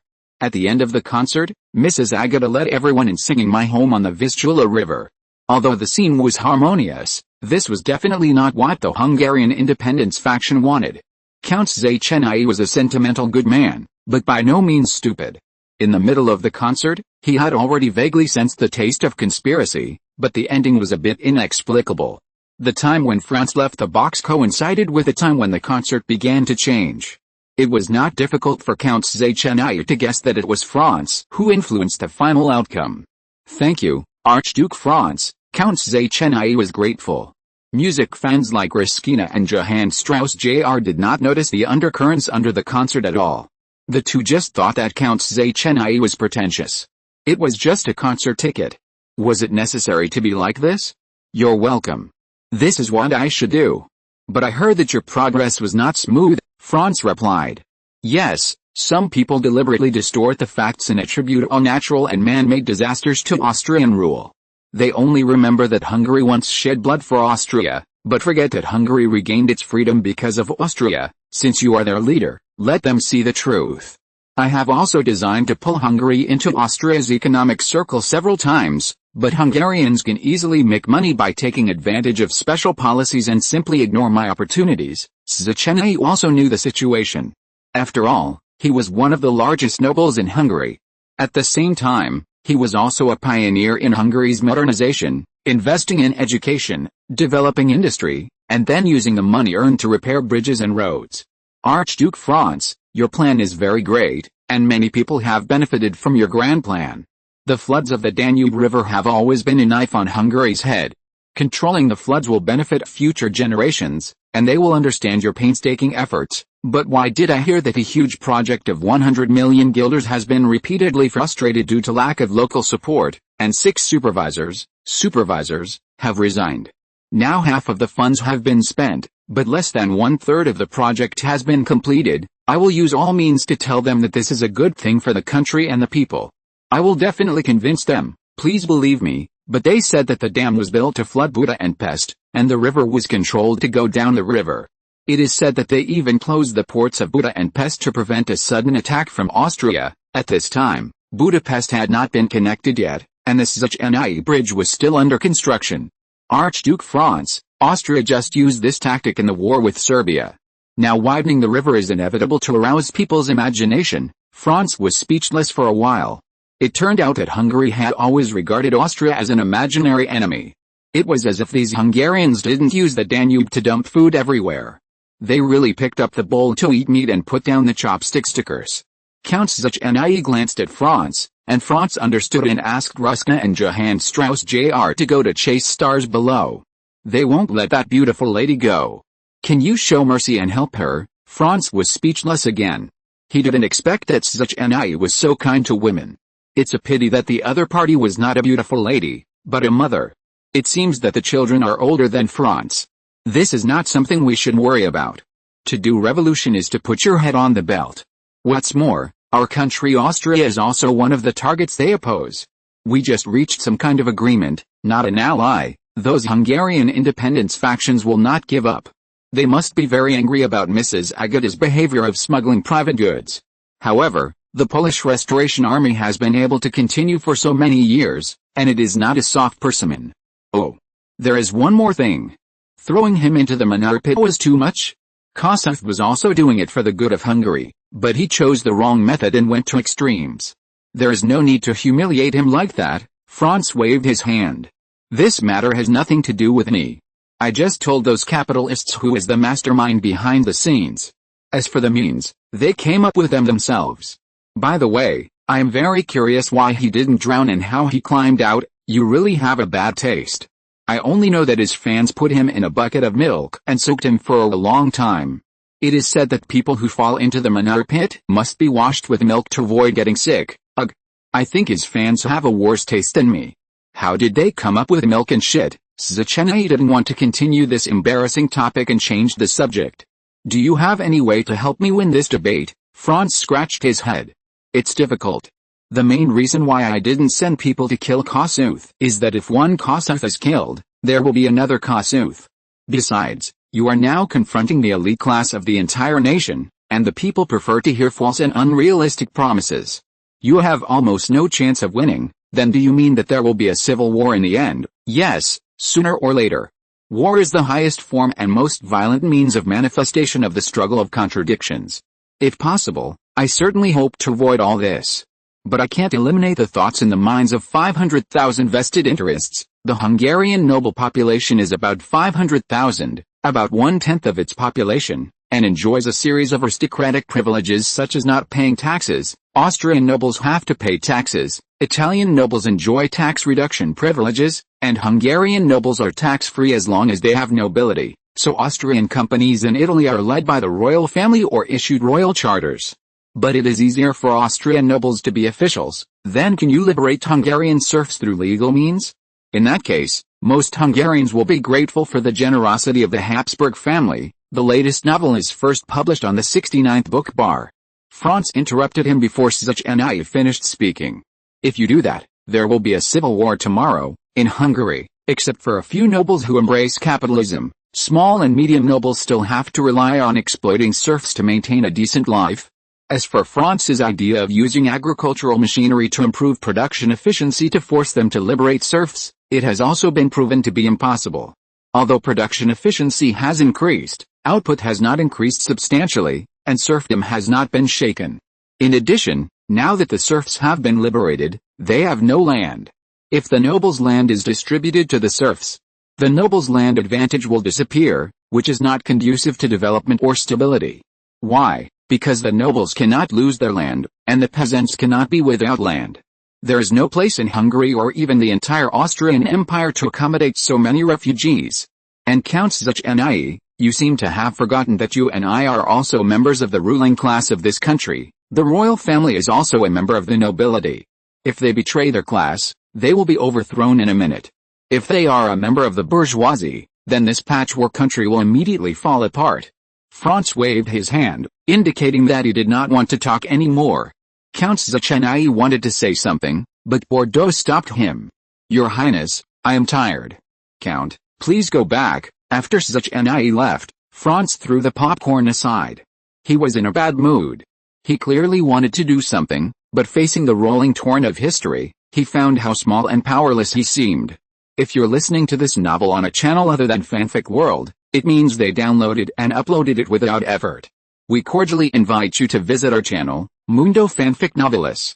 There you'll find the original version of this story and you can explore many other novels of various genres. We're waiting for you to immerse yourself in a world of incredible novels.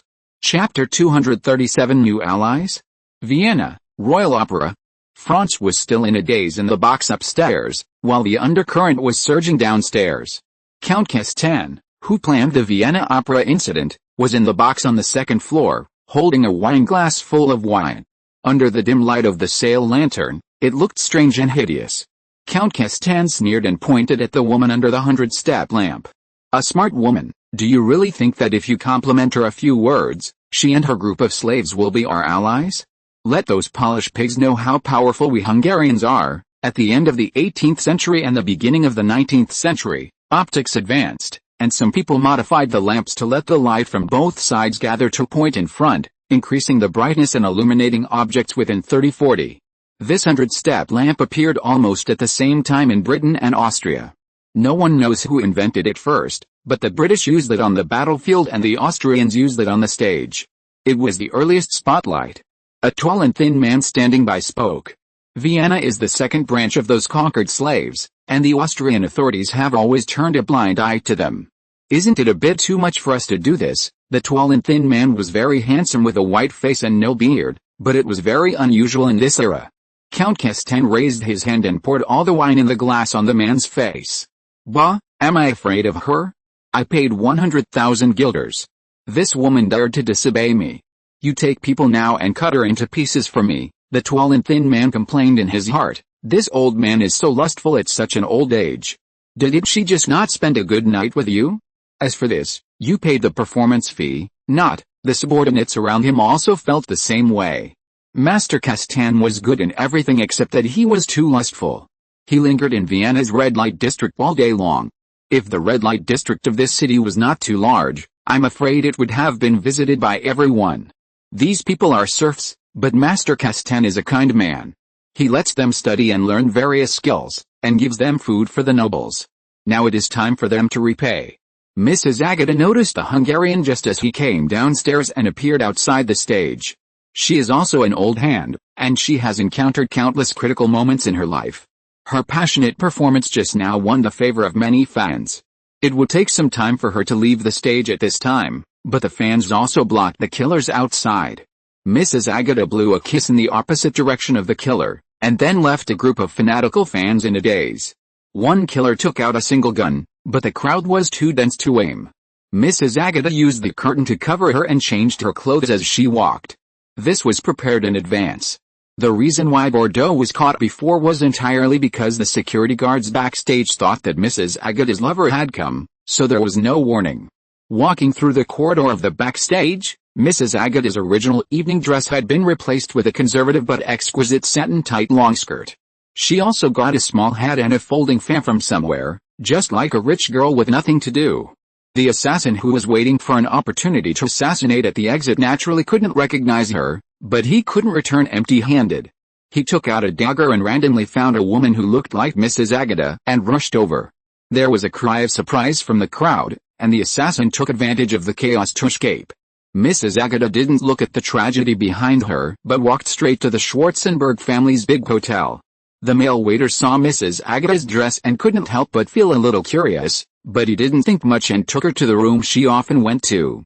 Mrs. Agata politely waited for the male waiter to leave, and then pushed open the wall behind the fireplace.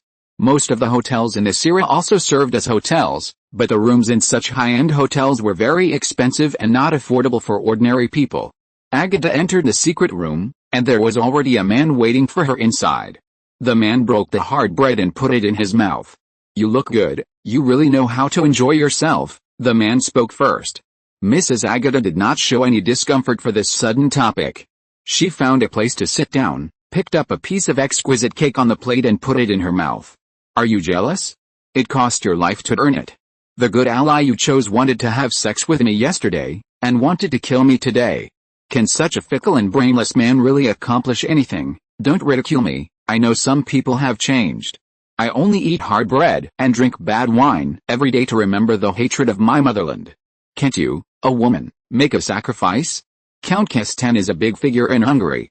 Maybe he will be the key to a restoration. It's not easy to anger him. The man eating hard bread is called Grzydów, one of the senior cadres of the Polish Restoration Army. He used to be a major and participated in the Battle of Warsaw. He escaped by hiding in a pile of corpses. He has been in charge of assassination and kidnapping over the years. Mrs. Agata took off her velvet stockings without hesitation and threw them in front of the man. The man reluctantly used his hand to block it. In the blink of an eye, Mrs. Agata had already taken a very feminine and charming posture.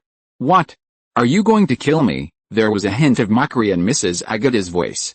When she was young, Mrs. Agata was known as the most beautiful woman in Poland.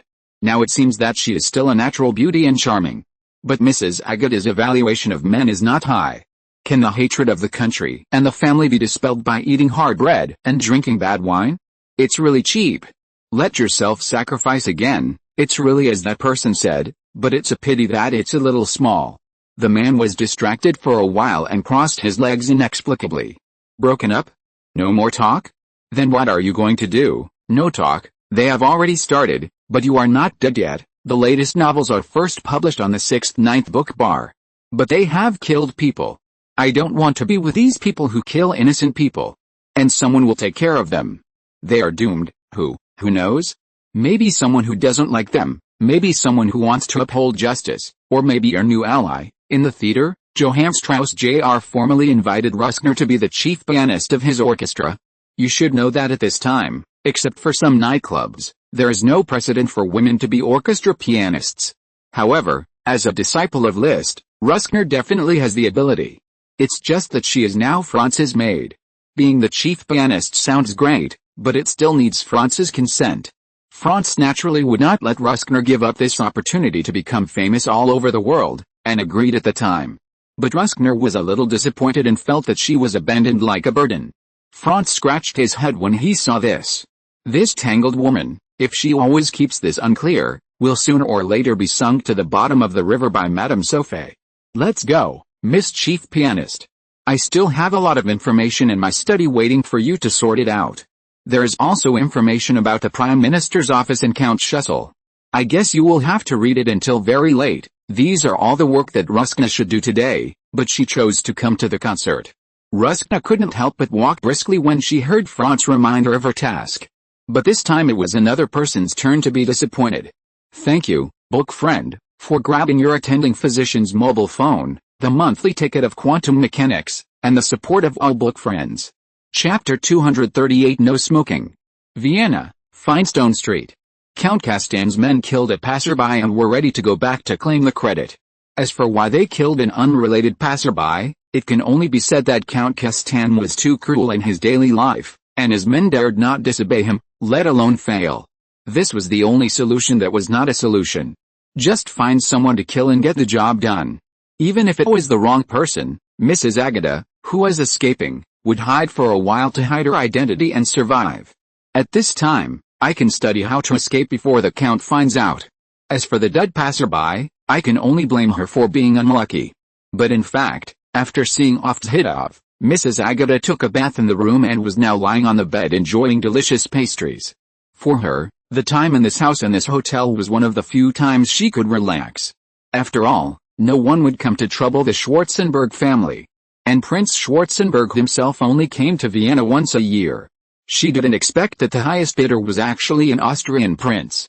However, due to her relationship with Schwarzenberg, Metternich and others, the Polish Restoration Army was able to gain a foothold in Vienna. Theoretically, there are now 2,000 soldiers of the Restoration Army in Vienna, but it is unknown how many of them will stand up when the day comes. The murderer certainly didn't know this, and what surprised him even more was that the Vienna gendarmes, who were always slow to act, acted very quickly this time, as if they had been lying in ambush. The killer had not run half a street behind him when he heard a sharp whistle behind him. Just as the screaming crowd was dispersed, a large group of gendarmes rushed over and began to chase the killer frantically on the street. At that time, the gendarmes would blow whistles when arresting people and alarms. At this time, the killer also forgot his identity, and perhaps he was in a panic and ran to the Royal Theatre. The theater's security immediately shot at him when he saw this, but fortunately his companions found him. But unfortunately, The killer's companions thought that the security guards and gendarmes were all members of the Polish Restoration Army, so the three parties started a melee at the door of the theater. The gendarmes were in groups of 5, with only 2 of them having guns. 5 groups formed a team, and 4 teams formed a brigade. Although the gendarmes did not have many guns, most of Count Castan's men were only equipped with pistols, and the firepower of the theater's security was even worse. The scene was extremely chaotic. Some people held knives, some held guns, and some held stones, rotten apples and other projectiles that they had picked up from nowhere. However, more than a dozen unlucky passers-by were still shot and killed. These passers-by who were shot and killed were actually onlookers attracted by the gunfight. The sound of fighting outside alarmed the nobles inside. You know, most of the people who came to listen to the concert in broad daylight were just showing off their elegance, or using the name of the concert to pick up girls. It's time to show off. No, it's time to show off a man's strength. The private guards of each family immediately divided half of them, and the remaining half of course guarded the nobles. The door soon turned into a 4-way melee. The chaotic battle lasted for half an hour, and Albrecht's city defense army arrived.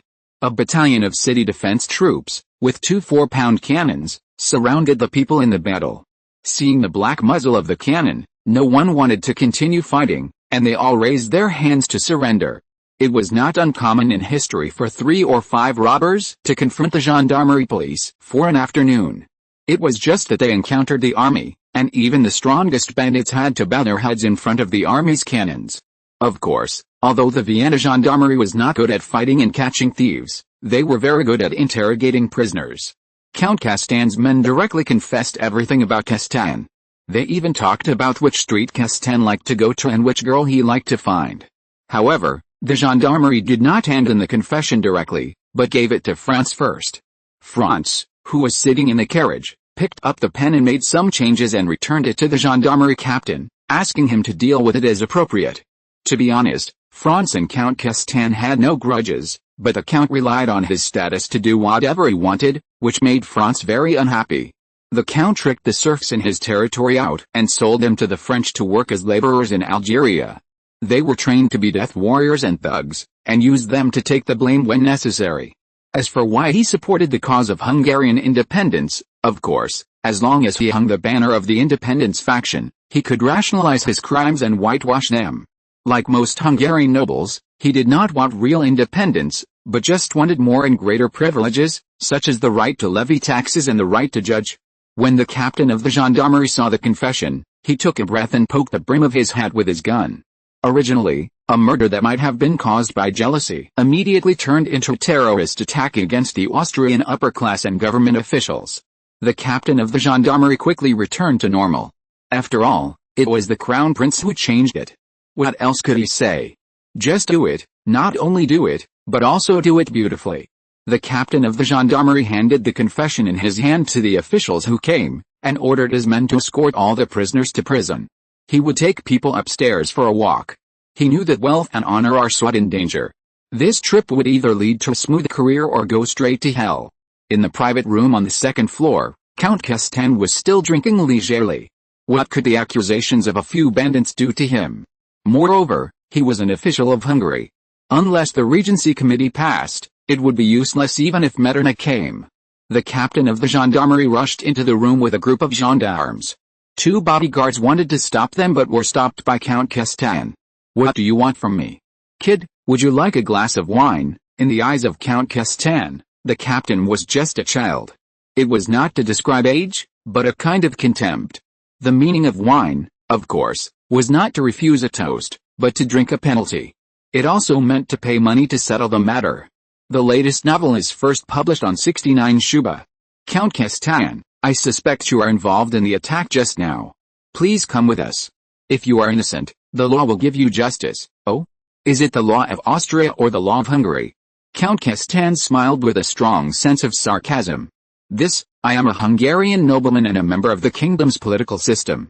You have no right, but this is Vienna, this is Austria, get lost, don't let me say it again. The captain of the gendarmerie and a group of gendarmes were frightened and took 2 steps back by the momentum of Count Castan, but he mustered up his courage again. Count Castan, many people died in the attack just now. Those killers said they were your people. There is also a certificate saying that you just conspired in this box. This is naked slander. Do you know what you are doing? You stupid pig, you pissed me off. Count Castan reached out for a cigarette and was about to take a puff. He was furious at the gendarmerie captain in front of him who didn't know how to adapt. But the gendarmerie captain suddenly raised his hand and shot Count Castan in the head. No smoking. Chapter 239, Confused Face. Because an emperor had a dream that claimed that smokers would capture Vienna. Coupled with the promotion of some pamphlets, Vienna became the first city to ban smoking. However, smoking usually costs money, not life. The captain of the gendarmerie was named Parker Sindakalov. His father was a Russian farmer who begged all the way to Vienna. He started by pushing manure and became a manure head with a fierceness. In order to prevent his son from following in his father's footsteps, the old Sindakalov continued to make Parker a gendarmerie for his whole life. With his ability to observe words and expressions, coupled with a fearless and fierce determination, Parker became a gendarmerie captain at the age of 20. The captain has no title. It is natural for such a person to be appreciated by the leader. This time, he was ordered by the deputy commander of the gendarmerie to ambush outside and advance to protect Mrs. Agata. Protecting the leader's mistress is a good opportunity to get closer to the leader, so Parker naturally did his best. But this time, he and his nearly 100 men actually lost the person. What he didn't expect was that someone dared to kill people blatantly on the streets of Vienna. However, there were more things that he could not imagine. The other party actually fled to the gate of the Royal Theatre, and there were accomplices to pick them up, and a fierce gunfight broke out with the gendarmes. This was no longer a villain in the general sense, but a group of lunatics. Parker knew that if he could not end the riot as soon as possible, he would not be promoted in the future, and he might even be kicked out of the gendarmerie. But the Vienna gendarmerie asked them to collect protection fees and beat up kind citizens and hooligans, but they had no way to deal with thugs. The security guards of the Royal Theatre were also useless, and those private guards just wanted to watch the show. Then something happened that Parker could not imagine. The commander of the city defense army, Archduke Albrecht, actually brought the city defense army.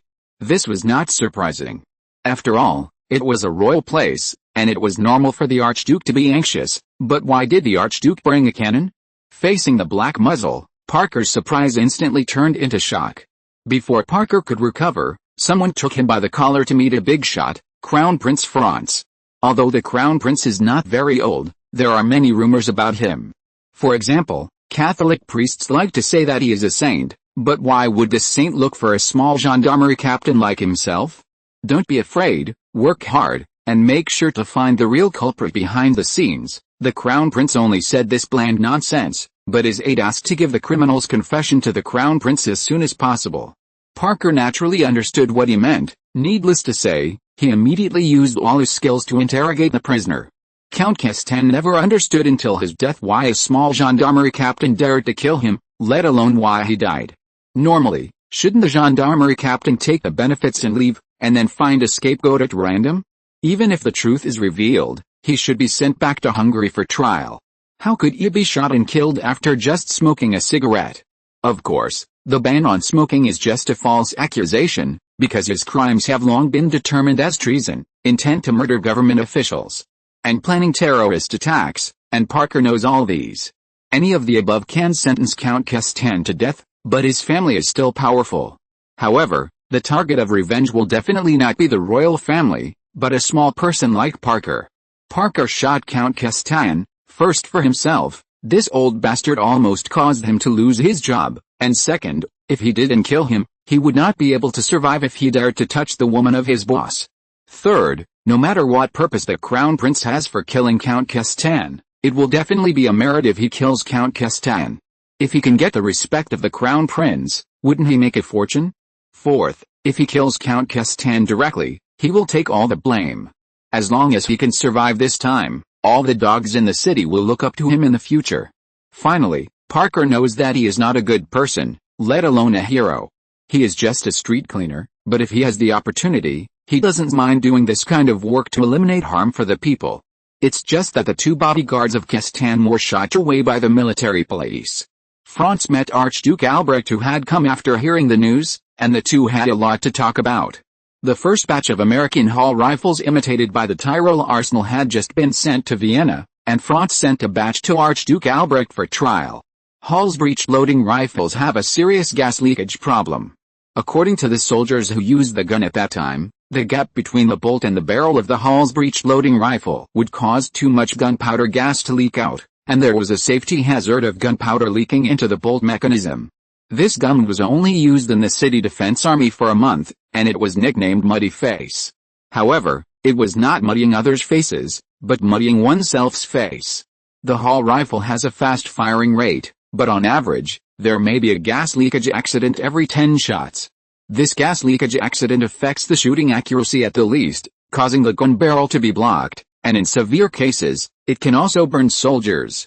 The leakage of gunpowder gas will also cause the projectile to obtain insufficient thrust, so the Americans adopted the method of increasing the caliber and increasing the amount of powder to solve the problem of insufficient thrust. Of course, this led to more serious and frequent gas leakage accidents. In order to avoid this situation, Austrian designers reduced the caliber to maintain the same charge, and then modified the length of the barrel. The standard length of the Hull rifle barrel is 32.7 inches, 83 cm, which was directly lengthened to 40 inches by Austrian designers. The latest novel is published on the 69th book bar. They did solve the problem of insufficient power and accuracy, but according to Archduke Albrecht, this is a good hunting rifle, but it is not a weapon that can be used on the battlefield. In short, the Austrian imitation of the Hull rifle has the advantages of fast firing rate, great power, and high accuracy. The disadvantages are that it is not easy to carry, complicated to use, difficult to train, has a high failure rate, and is expensive. Among them, training and cost are the key points, because the Austrian army had a low level of training at that time, especially when famine occurred. Austria would recruit a large number of refugees to join the army, which further lowered the quality of the army. In the Austrian army, an ordinary soldier usually has 5 to 15 live ammunition training opportunities a year, but this is far from enough for this new rifle. Prussia next door had 50 rounds of ammunition training before 1848. In addition, the overly precise design makes this imitation rifle expensive, not much different from importing it directly from the United States. Although Franz repeatedly reminded to reduce costs, Austrian designers did not seem to buy it. After that, Count Castan's disturbance in Vienna was exaggerated by various media. Even the great nobles in Hungary felt the pressure and put pressure on the Hungarian envoy not to anger the Austrians again. In fact, most of the truly wealthy and powerful nobles in Hungary live in Vienna. Under the crazy public opinion, the Hungarian envoy did not dare to speak up for Count Castan, and could only collect Count Castan's body and return to Hungary. Chapter 240, Mountains and Rivers, No Way Out. Count Castan was the second general lost by the Hungarian independence faction in Vienna. However, the Hungarian independence faction was not discouraged by this. Instead, they felt that Count Castan must have discovered Austria's weakness. Therefore, Count Castan would not be the first person to die in Vienna among the Hungarian independence faction, nor would he be the last one. Baron Nagy, the Hungarian envoy, was denounced as a traitor to the country because of his poor performance in Vienna. Of course, this was inseparable from the instigation of progressive people led by Kossuth. Baron Nagy resigned from the Hungarian government under pressure. But not long after, Baron Nagy and his wife were assassinated while dining in a restaurant in Pest. The assassin broke into the restaurant, first shot and killed Baron Nagy and his wife, and then cut off Baron Nagy's head with a knife and threw it at the side of the Hungarian parliament. The assassin's impunity plunged the entire Pest into a state of madness. It seemed that everything that hindered Hungarian independence would be destroyed, and those who destroyed them would become heroes. Driven by this sentiment, Germans and Jews naturally became the primary targets of attack. As for why there are Jews, it is because they are rich and often called the government's lackeys. Many Jewish businessmen have close relations with government officials. The Hungarian elites also acquiesced to this activity, because the Germans and Jews were driven away, and there would naturally be a vacuum of power and market share. At this time, the Hungarian elites who can replace them are of course these legitimate Hungarian elites. The first thing Count Széchenyi did when he returned to Buda and Pest was to call on the people to stop the separatist behavior. In the eyes of Count Széchenyi, it is tantamount to suicide for a Hungarian nation with a small population to promote nationalism in the Austrian Empire with many ethnic groups. It's just that Count Szechenyi's behavior was considered cowardly and treacherous, and he was even besieged by students and extreme nationalists. Of course, Szechenyi is not a small noble like Baron Nagy who has no power. His family is one of the most powerful families in Hungary. Szechenyi's full name is István Szechenyi. Hungarians put their surnames first and their given names last, which is an outlier in Europe, and the István family has a very good reputation in both Hungary and Austria. Almost all the nobles had received favors from Szechenyi's father. Szechenyi himself also repaired bridges and roads, dredged rivers, and helped the poor. Szechenyi's butler immediately found the gendarmerie commander. The gendarmerie commander also didn't like this disorderly state, but it was difficult to take action due to public opinion. At this time, Szechenyi's butler came, and he just took advantage of the situation. At the same time, the nobles of Hungary also realized that the situation was not good, and finally quelled the riots with the intervention of many parties. However, after this incident, Szechenyi and Kossuth completely lost the battle for faith. Kossuth's radicals completely dominated the speech, and the image of Count Szechenyi completely collapsed due to the suppression of the gendarmerie. Szechenyi locked himself in the family castle outside Buda and refused to see anyone. He complained to his butler, "You ruined everything. Millions of people will be buried in the sea of fire, and no one can save them." But Szechenyi's butler didn't care, because he felt that the master's health and face were more important. The butler was afraid that what happened to Baron Nagy would happen to Count Szechenyi, so he assembled a guard of more than 100 people to protect his master. The riots in Buda and Pest did not attract any attention when they reached Vienna, because the Hungarians would come every few years and everyone was used to it. Prime Minister Metternich even thought that he should thank Count Szechenyi for the quick calming down this time and should reward him. Of course, Franz stopped Prime Minister Metternich from adding fuel to the fire and secretly stationed a troop near Count Szechenyi's estate to protect him. This was just in case, because it was not known whether it was Franz's influence. The Hungarian independence faction's actions were much crazier than in history. However, what puzzled Franz was that the entire Austrian government, except for the military minister Count Tyrol, seemed to turn a blind eye to the Hungarian issue. Count Tyrol was a pure soldier and was always excluded from the core circle. Franz still could not think of a peaceful solution to the Hungarian issue, and the progress of Hungarian water conservancy projects was becoming increasingly difficult. Prime Minister Metternich's suggestion was to stop the construction of the dam and only dredge the river. This would be easier for both parties to accept, and it would also save a lot of manpower and material resources. Archduke Franz, what's wrong with you recently? You seem to be particularly obsessed with something. Don't you always advise me to let it go? Why are you so deeply involved in it? Metternich's words woke Franz up. Franz seemed to be too obsessed with the word peaceful solution, and at the same time he was afraid of things he didn't understand, so he lost his mind.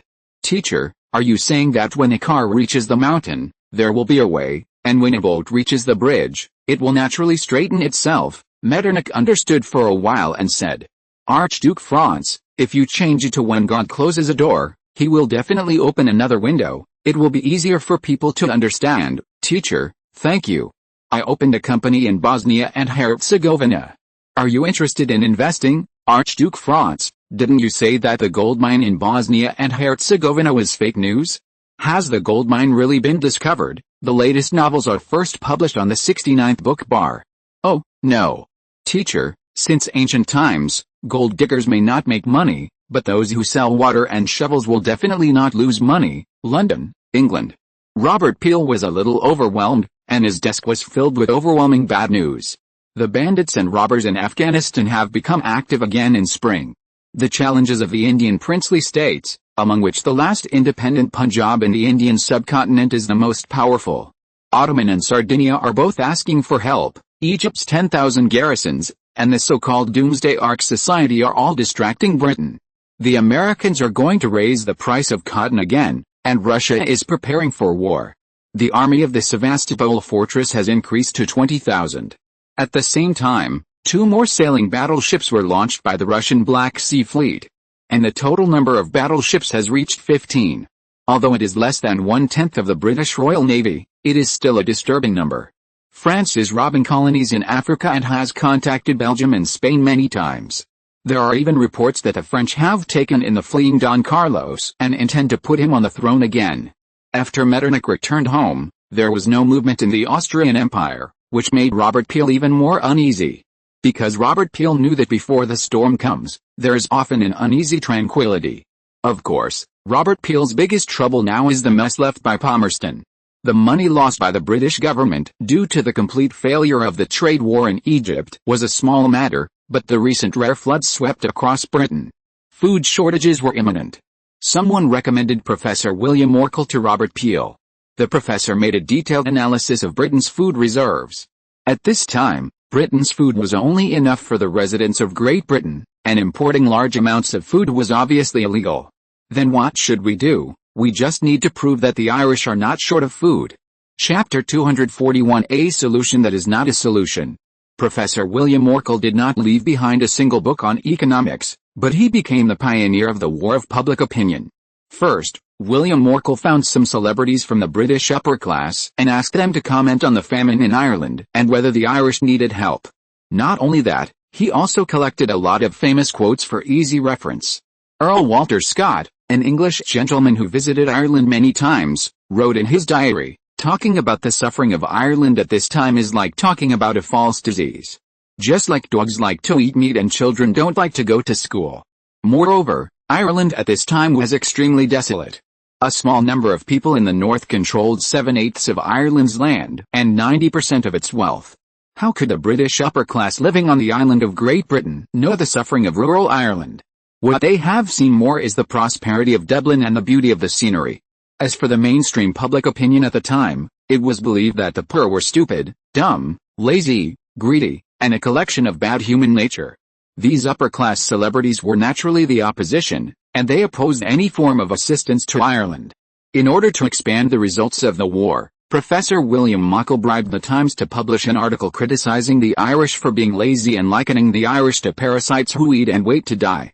The Times was one of the media that was bribed by the Japanese for £600 to blacken a mysterious country during the Sino-Japanese War.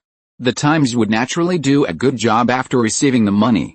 First, they proposed that the impact of the flood disaster on Ireland was very limited, because potatoes were planted underground, unlike wheat, which was planted on the ground, so the poor harvest in Ireland was a false proposition and a failure.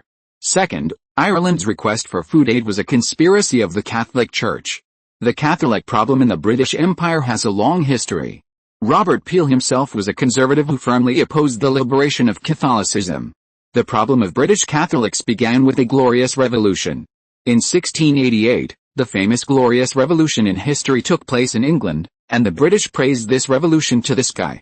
The beginning of modern democracy, private property is protected, bloodless revolution. In fact, it was the British who did not bleed, and it was the Irish who bled. As soon as King William II of England ascended the throne, he launched an aggressive war against Ireland. After many massacres, the Irish controlled only 7% of the land in just 20 years. In order to completely conquer Ireland, the Westminster Parliament enacted and passed a series of laws to suppress Irish Catholics. Just after the Glorious Revolution, here I want to say that Ireland is a traditional Catholic region, while the other side is Protestant. These laws stipulate that Irish Catholics cannot own horses for combat, cannot receive education, cannot own weapons, cannot hold assemblies, and cannot hold any believers who join the Church of England. They should regard it as a glorious duty to denounce heretics. It was not until 1829 that Daniel Neckiner helped the Irish regain their right to education. Professor William Morkel took advantage of religious conflicts and greatly attracted the firepower of urging the British government to aid Ireland. Then Professor William Morkel found British experts to sit in. The experts analyzed from various angles that there was no shortage of food in Ireland. Coupled with the influence of the theory of free market competition, they concluded that it didn't matter even if a famine occurred, because the market was omnipotent. Finally, Professor William Morkel took out his trump card, a set of real data. The price of potatoes per stone is 1.5 pence, 1 stone is 6.35 kilograms, and 1 kilogram of potatoes is 0.00098 pounds. 1 pound can buy 1,020 kilograms of potatoes. An adult man needs 3 kilograms of potatoes a day. Based on 365 days a year, each person needs 1.07 pounds a year to survive. The per capita income in Ireland is as high as £9.7, and even the poorest Ulster and Connaught have a per capita income of £4. So Ireland is not short of food at all. If people starve to death, they must be stupid or stingy. However, British officials on the island of Ireland do not think so. They know very well that if they do not get help, there will be famine on the island of Ireland. Because the Irish have few fixed assets, they are more tenants who rent land. The enclosure movement concentrated land and labor for the development of British capitalism. But in Ireland, the situation is just the opposite. In order to maximize marginal profits, these landlords or middlemen divided the land into as small pieces as possible. In many places, tenants could only rent 0.25 acres of arable land. After the Napoleonic Wars, Britain's expansion reached an unprecedented stage. The price of land in England continued to fall, even affecting Ireland. So the foreign landlords came up with a brilliant idea. In order to increase the rent, they started hunger marketing, which destroyed a relatively stable rent relationship and shortened the lease term so that they could take the unharvested land to the market for public bidding and drive up the price. Farmers can only accept the price increase, otherwise they will risk starving to death on the street. British officials have long been accustomed to people starving to death, but once more people starve to death, some people will take risks. Now Ireland is obviously short of troops. There are only 80,000 troops on the huge island of Ireland, and most of them are stationed in cities and ports. On the one hand, there is the British government that is unwilling to provide financial assistance, and on the other hand, there are hungry Irish people who may riot at any time. The latest novel is first published on 6/9 books. British officials were caught in a dilemma. First, they could not change the government's attitude. Secondly, they could not stop the disaster. When the refugees ran out of food, there would be a riot. At that time, they would still be punished for dereliction of duty. So some smart British officials thought of a solution that was not a solution. Since these Irish people are Catholics, let the Catholics take care of it. They, the Protestants, have no obligation to serve the Catholics. The gang first wrote a letter to Pope Gregory V, who only wanted to spend his old age in the Papal States, and directly asked someone to burn the letter. The nosy liberal Pius IX had not yet come to power, so the letter to the Vatican was like a stone sinking into the sea, never to be returned. Then these British officials thought of the French. Britain and France have been enemies for 100 years. If France could take over this thankless task, it would be great. But unfortunately, the leader at this time was Guizot, who only believed in money. Moreover, the large-scale rebellion in Algeria made the French extremely anxious. They repeatedly sent more troops, but the problem was that they could not solve the problem. In the end, they could only move forward step by step and suppress the uprising by building bunkers. Guizot also had the idea of rescuing Ireland and burying a time bomb behind Britain. But on the one hand, it would cost a lot, and on the other hand, the strength of the Irish was not as good as that of the nomadic tribes in Africa. After all, the Irish had not been able to cause much trouble in the past few hundred years. Guizot believed that letting the Irish starve to death and then erupting in an uprising to tie down Britain's energy was the most cost-effective option. And there was also a way to watch a good show without paying any price. Then a letter appeared in St. Stephen's Cathedral, and the fat Archbishop Rauscher slammed the table. "We're in charge of this." Chapter 242 Tunisian Construction Corps. Vienna, Schönbrunn Palace. A tall, fat man in a white bishop's robe was walking fast on a corridor paved with fine sand and gravel. Behind him were two priests, one holding a silver basin, and the other tall and strong priest holding a golden scepter with difficulty. Archbishop Rauscher's dress was presumptuous, but no one cared in this era of the decline of the church, not even the bishops themselves. He found a way to save the world's faith, but just wanted to borrow some ships, but was rejected. Metternich had no interest in Archbishop Rauscher's big plan. There were not many people starving to death in Austria, but there were many people living in hardship. In this case, how could he help any Catholic compatriots? Metternich felt that this fat man had drunk his brain and wanted Austria to intervene in Irish affairs. Austria had been in a slump since the Napoleonic Wars, and it was not until the Battle of Nordsavie that Europe remembered the name of this great country again. Now Austria's industry and agriculture have just started to pick up, and at the same time, it has invested a lot of money in infrastructure, transportation, and foreign trade. At this critical moment, it would be crazy to take away energy and go to Ireland to provide relief to the victims. What's more, Austria also has the challenge of Hungary, the warlike natives in the colonies, Bosnia and Herzegovina. The mainstream view within the Austrian Empire is to regard Bosnia and Herzegovina as a colony, and the open and secret attacks from Britain, France, and Sardinia. Respected Archbishop Rauscher, you are the Archbishop of the Diocese of Vienna. Your responsibility is to manage the parishioners and clergy in your diocese. As for the affairs of other countries, let other countries take care of them. Prime Minister Metternich, you can't say that. The mission of the Church is to fight injustice, alleviate suffering, and do more to show God's love for the world.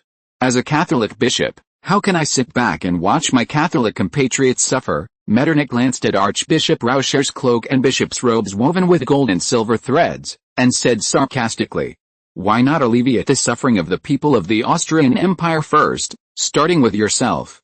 If the Church can use the tithes collected to build more roads and bridges, I think many people will be able to feel God's love for the world. Prime Minister Metternich, I cannot agree with you. You just want to improve the lives of the Austrian people, but the Irish want to live. Obviously, the Irish need is more urgent. I will pay for the food, and I only hope that the Austrian government can provide ships and carriages. Archbishop Rauscher, you are forcing our country to interfere in the internal affairs of another country. This is a serious diplomatic disaster. It is really not worth the cost to transport food from Austria to Ireland. It is better for you to donate money to them directly. Metternich was too lazy to talk nonsense with this fat man. If Archbishop Rauscher really donated the money to Ireland, he would immediately propose to the royal family to depose Rauscher. In any case, Austria's money cannot be allowed to flow out, at least it cannot be wasted on such meaningless things. Interfering in internal affairs? I'm just giving relief to the victims. I donate money to them, won't you stop me? Rauscher is not smart, but he is not a fool. After all, if he remits money directly to a foreign country, he will definitely be charged with aiding the enemy. The reason why he came to Metternich was that he hoped the Austrian government would come forward so that he could save the victims without any scruples. But this was actually a trap set by Guizot. Why did the British oppose the legal currency alliance so much? Even economic cooperation would be strongly opposed by the British. That is, the Low Countries are too close to Britain and are all British restricted areas. Britain will neither let them become stronger nor give the big countries the opportunity to annex them. Ireland is the back garden of the British. Imagine what the British would think if Austria intervened in Irish affairs. What Austria needs is a stable international environment. How could it take the initiative to provoke the British? Metternich would naturally not touch this hot potato, but he did not expect that Rauscher, a fool, would take the initiative to take on this trouble. The disaster in Ireland is the internal affairs of the United Kingdom. Moreover, the British themselves have denied the disaster. The Austrian government has no reason to discharge supplies to Ireland. Moreover, the United Kingdom is a Protestant country. You, a Catholic bishop, are too diligent. Aren't you afraid that people will doubt your intentions? I am upright and have no shame in heaven and earth. What a weak quibble, Mr. Bishop. I think your goal is wrong. It would be better to send some people to Bosnia and Herzegovina to preach. The people there are confused and need faith. But you'd better take off your clothes, otherwise they will probably strip you naked. The conversation between the two ended unpleasantly, and Archbishop Rauscher found Count Korolav, Metternich's mortal enemy. But the Count was also not interested in saving the Irish, and he felt that religion was outdated. If you had proposed this during the 30 Years' War, it would have been a great military suggestion. But Austria doesn't need this kind of advice now. If I accept your suggestion, others will think I'm crazy. That's a lot of lives. Rauscher tried to persuade the man in front of him, but Korolav didn't buy it at all. I swore to God to be loyal to the Habsburg family and protect his people. The Habsburgs ruled Austria, not Ireland. Rauscher knew that he was not very smart. Even if he broke the law and gave the money to British officials, given the ethics of officials in this era, I'm afraid that in the end, there would be little money in the hands of the refugees. He still has someone to ask for help, that is Archduke Franz. Franz is in the study, marking on the map. According to the information compiled by Ruth Na, the area of land that Franz's chief father bought from Tunisia is equivalent to the combined area of Lombardy and Venetia. However, to open up such a large area of land, it seems that it is not enough to rely on the Austrians alone. The characteristic of Austrian farmers is that they are attached to their land. They are used to living in the original environment. They will not go to Tunisia even if there is free land. Franz put together a 3,000-person reclamation team, which is simply a drop in the bucket for the vast land in central and western Tunisia. Later, he followed the advice of Archduke Karl, which was to sell the land to retired soldiers. The latest novel is first published on the 69th book bar. There are two main types of Austrian soldiers. One is hereditary soldiers, most of whom are in the Illyrian region, Slovenes, Croatians, Serbs. For them, being a soldier is a profession, and their ancestors have been doing this for generations. Fighting is a soldier, not fighting is a farmer. The other type is the farmers who have lost their land, and the idle people in society who have no source of income, also known as street, guy, drifters. Most of them are forced to make a living or are forcibly conscripted. Austrian conscription officers like to force conscription because such people are often timid and can even deduct military pay at will. These people will not stay in one place for a long time, serving all over the country, and when they retire, they are often penniless and rootless. Austria has to allocate funds every year to support these veterans. Although the money is not enough to support them, and most of them will die within a few years, it is still a considerable expense.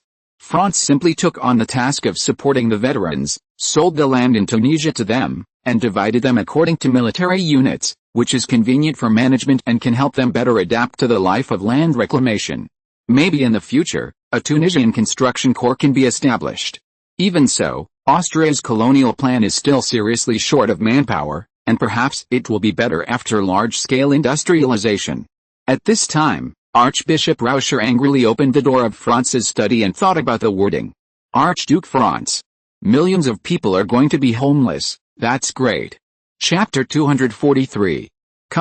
Archbishop Rauscher was speechless for a while. What did you say? I mean, it's too bad. We must take action, Your Highness. Archbishop Rauscher had tears in his eyes. He finally saw a good person after so many days. He was so moved. I am willing to follow you all my life. Pray for you. Then where are these people? Franz really couldn't think of where there were millions of homeless people. The Tsar's policy of eliminating certain business groups and families only affected hundreds of thousands of people, and only tens of thousands of people fled to Austria. Moreover, most of them were directly absorbed by Galicia.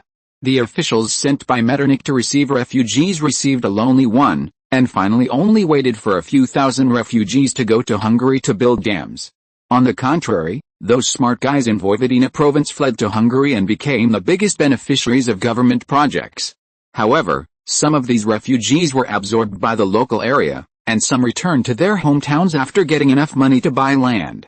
In the end, there were less than 10,000 people left. Franz really couldn't think of where the millions of homeless people Rauscher mentioned were. Did the Hungarians take action? This historical change is too big, but it is impossible that there are no signs at all. Rauscher was also a little embarrassed, because he didn't know if Franz would be angry to death or just give up if he said that these refugees were British. But for the sake of his oath and his faith, Rauscher mustered up the courage to say, Your Highness, they are in Ireland, but they are also our Catholic brothers. Didn't the Irish famine happen in 1845? Franz had a big question mark in his mind. Did the weather change? Just as Franz was thinking about it, Archbishop Rauscher continued. There has been a rare flood on the island of Ireland, and this year's grain harvest will definitely be poor. Once the grain harvest is poor, those poor people who can only rent land will not only lose their source of livelihood, but even their houses will be taken away to repay their debts. Your Highness, our Austrian Church is willing to pay, and you only need to help us send the grain to the island of Ireland. As long as it can make the world feel the grace of God. This old charlatan originally wanted to preach, and the Irish were indeed a good choice. After all, the Irish and the British are enemies, and the island of Ireland is the backyard of the British. As for the old charlatan's worry that the British government would interfere, Franz felt that there was no need to worry at all. Because the British government was afraid that the influence of Catholicism and Austria would take root in Ireland. But as long as the people who received the favor left Britain, they would not have to worry. Although Franz had already thought of a countermeasure, he still had to pretend to be embarrassed. Archbishop Rauscher, although we are doing good deeds, the British may not think so, especially in the UK. For this, we may need to go against our conscience and pay some price. Are you ready? We have prepared 10,000 tons of food and stored it in the dock warehouse in Trieste. If it is not enough, we can continue to buy more. 10,000 tons? This is a trick. According to intelligence, There are 8.5 million people in Ireland, and the average person can only get 1.1 kilograms. Even if it is a drop in the bucket, it is too little.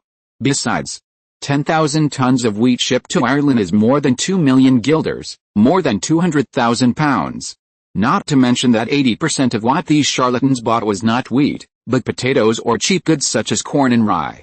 Don't you think that 10,000 tons of grain is too little? Ireland has a population of 8.5 million, and this kind of aid is too limited. Moreover, British officials are very corrupt. Are you going to bribe? Without bribery, not a single grain of your grain will ever set foot on British soil. The corn law requires us to pay a tax of 7 shillings and 3 pence per 100 kilograms of grain shipped to Britain. If we transport 10,000 tons of grain, we will have to pay a tax of £36,000. Not to mention that the British stipulate that the selling price cannot be lower than £3 per 100 kilograms. Archbishop Rauscher was speechless for a moment. He really didn't expect that there would be so many troubles in doing charity. He once naively thought that the biggest problem was the freight, and then he thought it was the Protestants in the British government, but he didn't expect it to be the corn laws. In the UK, charity is not tax-free. Archbishop Rauscher, you don't really think that anyone can afford to buy grain at £3 per 100 kilograms. We still have to make some adjustments to save more people, don't we? Franz was helpless. He didn't expect that this leader of the Austrian religious community would be so disappointing, and he didn't know how he got to this position. Could this thing be hereditary? It really can. How much does it cost? 10,000 guilders. Rauscher was no stranger to bribery, but it was the first time he bribed someone. Franz was a little nervous and reluctant, scratching his head. Not enough, Franz said unhappily. It would cost 200 guilders to send someone to London by train, and if you add the money you have to pay for it, it would probably cost 1,000 guilders to see him. What would the remaining 9,000 guilders, £900, do? In fact, Franz overestimated the moral integrity of British officials. As long as Franz did not do it too blatantly, let alone £900, as long as £600, many customs officials would rush to do it. How much money do these devils want? Archbishop Rauscher was still very angry about the high bribe. Because he usually accepted bribes of about 10,000 guilders, this time he wanted to do charity and he had to bribe people, and he received a lot. How could he not be angry? Sarah on the side quickly calculated and made a 5 gesture to Franz's pen. Franz understood and spoke. The latest novels will be published on the 69th book bar. 500,000 guilders. Rauscher became even angrier after hearing this, but he calmed down for some reason. 500,000 guilders was not a big number for him. After all, he had spent 4 million guilders on buying food before. As for why 10,000 tons of grain cost 4 million guilders, which is more expensive than 10,000 tons of wheat. Of course, it was because of the bloated organization and corruption, and the accumulation of various buffs at various levels of corruption finally reached an exaggerated level. At this time, Sarah was anxiously waving her hands at Franz frantically. Sarah's family was in business and was very familiar with this kind of smuggling. She wanted to tell Franz that it was 50,000 guilders. After all, there was no harm in saying more, and it could also make Franz a small profit. But Franz's understanding seemed to be a little biased. But Franz didn't think so in his heart. He always felt that bribery must be a difficult thing, and in Ireland, he would be exploited by local officials and squeezed by local forces. In addition, if you transport Austrian grain to Britain, don't you need to take care of Austrian officials? Tens of thousands of guilders are definitely not enough. According to Franz's estimate, it would cost at least 300,000 to 500,000 guilders, but seeing Sarah shaking her head and winking violently, Franz couldn't help but be a little surprised. Is 500,000 guilders not enough? Can his plan still be implemented? Franz spoke with difficulty.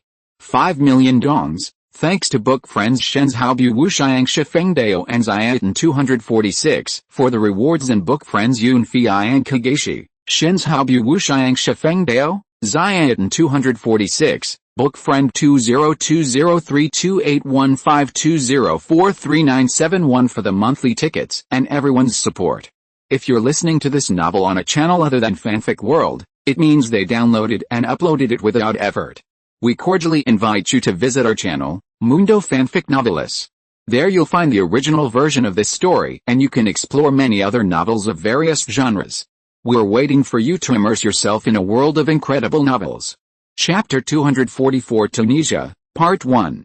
5 million guilders. Sarah opened her mouth wide, staring at Franz blankly, and then covered her face helplessly. Archbishop Rauscher couldn't help but take a breath of cold air. This was more than the price he paid for grain. He was about to refute, but then he thought that Franz didn't seem to have cheated him, and the church's assets have been steadily increasing over the years. The reason why he wanted to increase people's faith was that he no longer pursued wealth.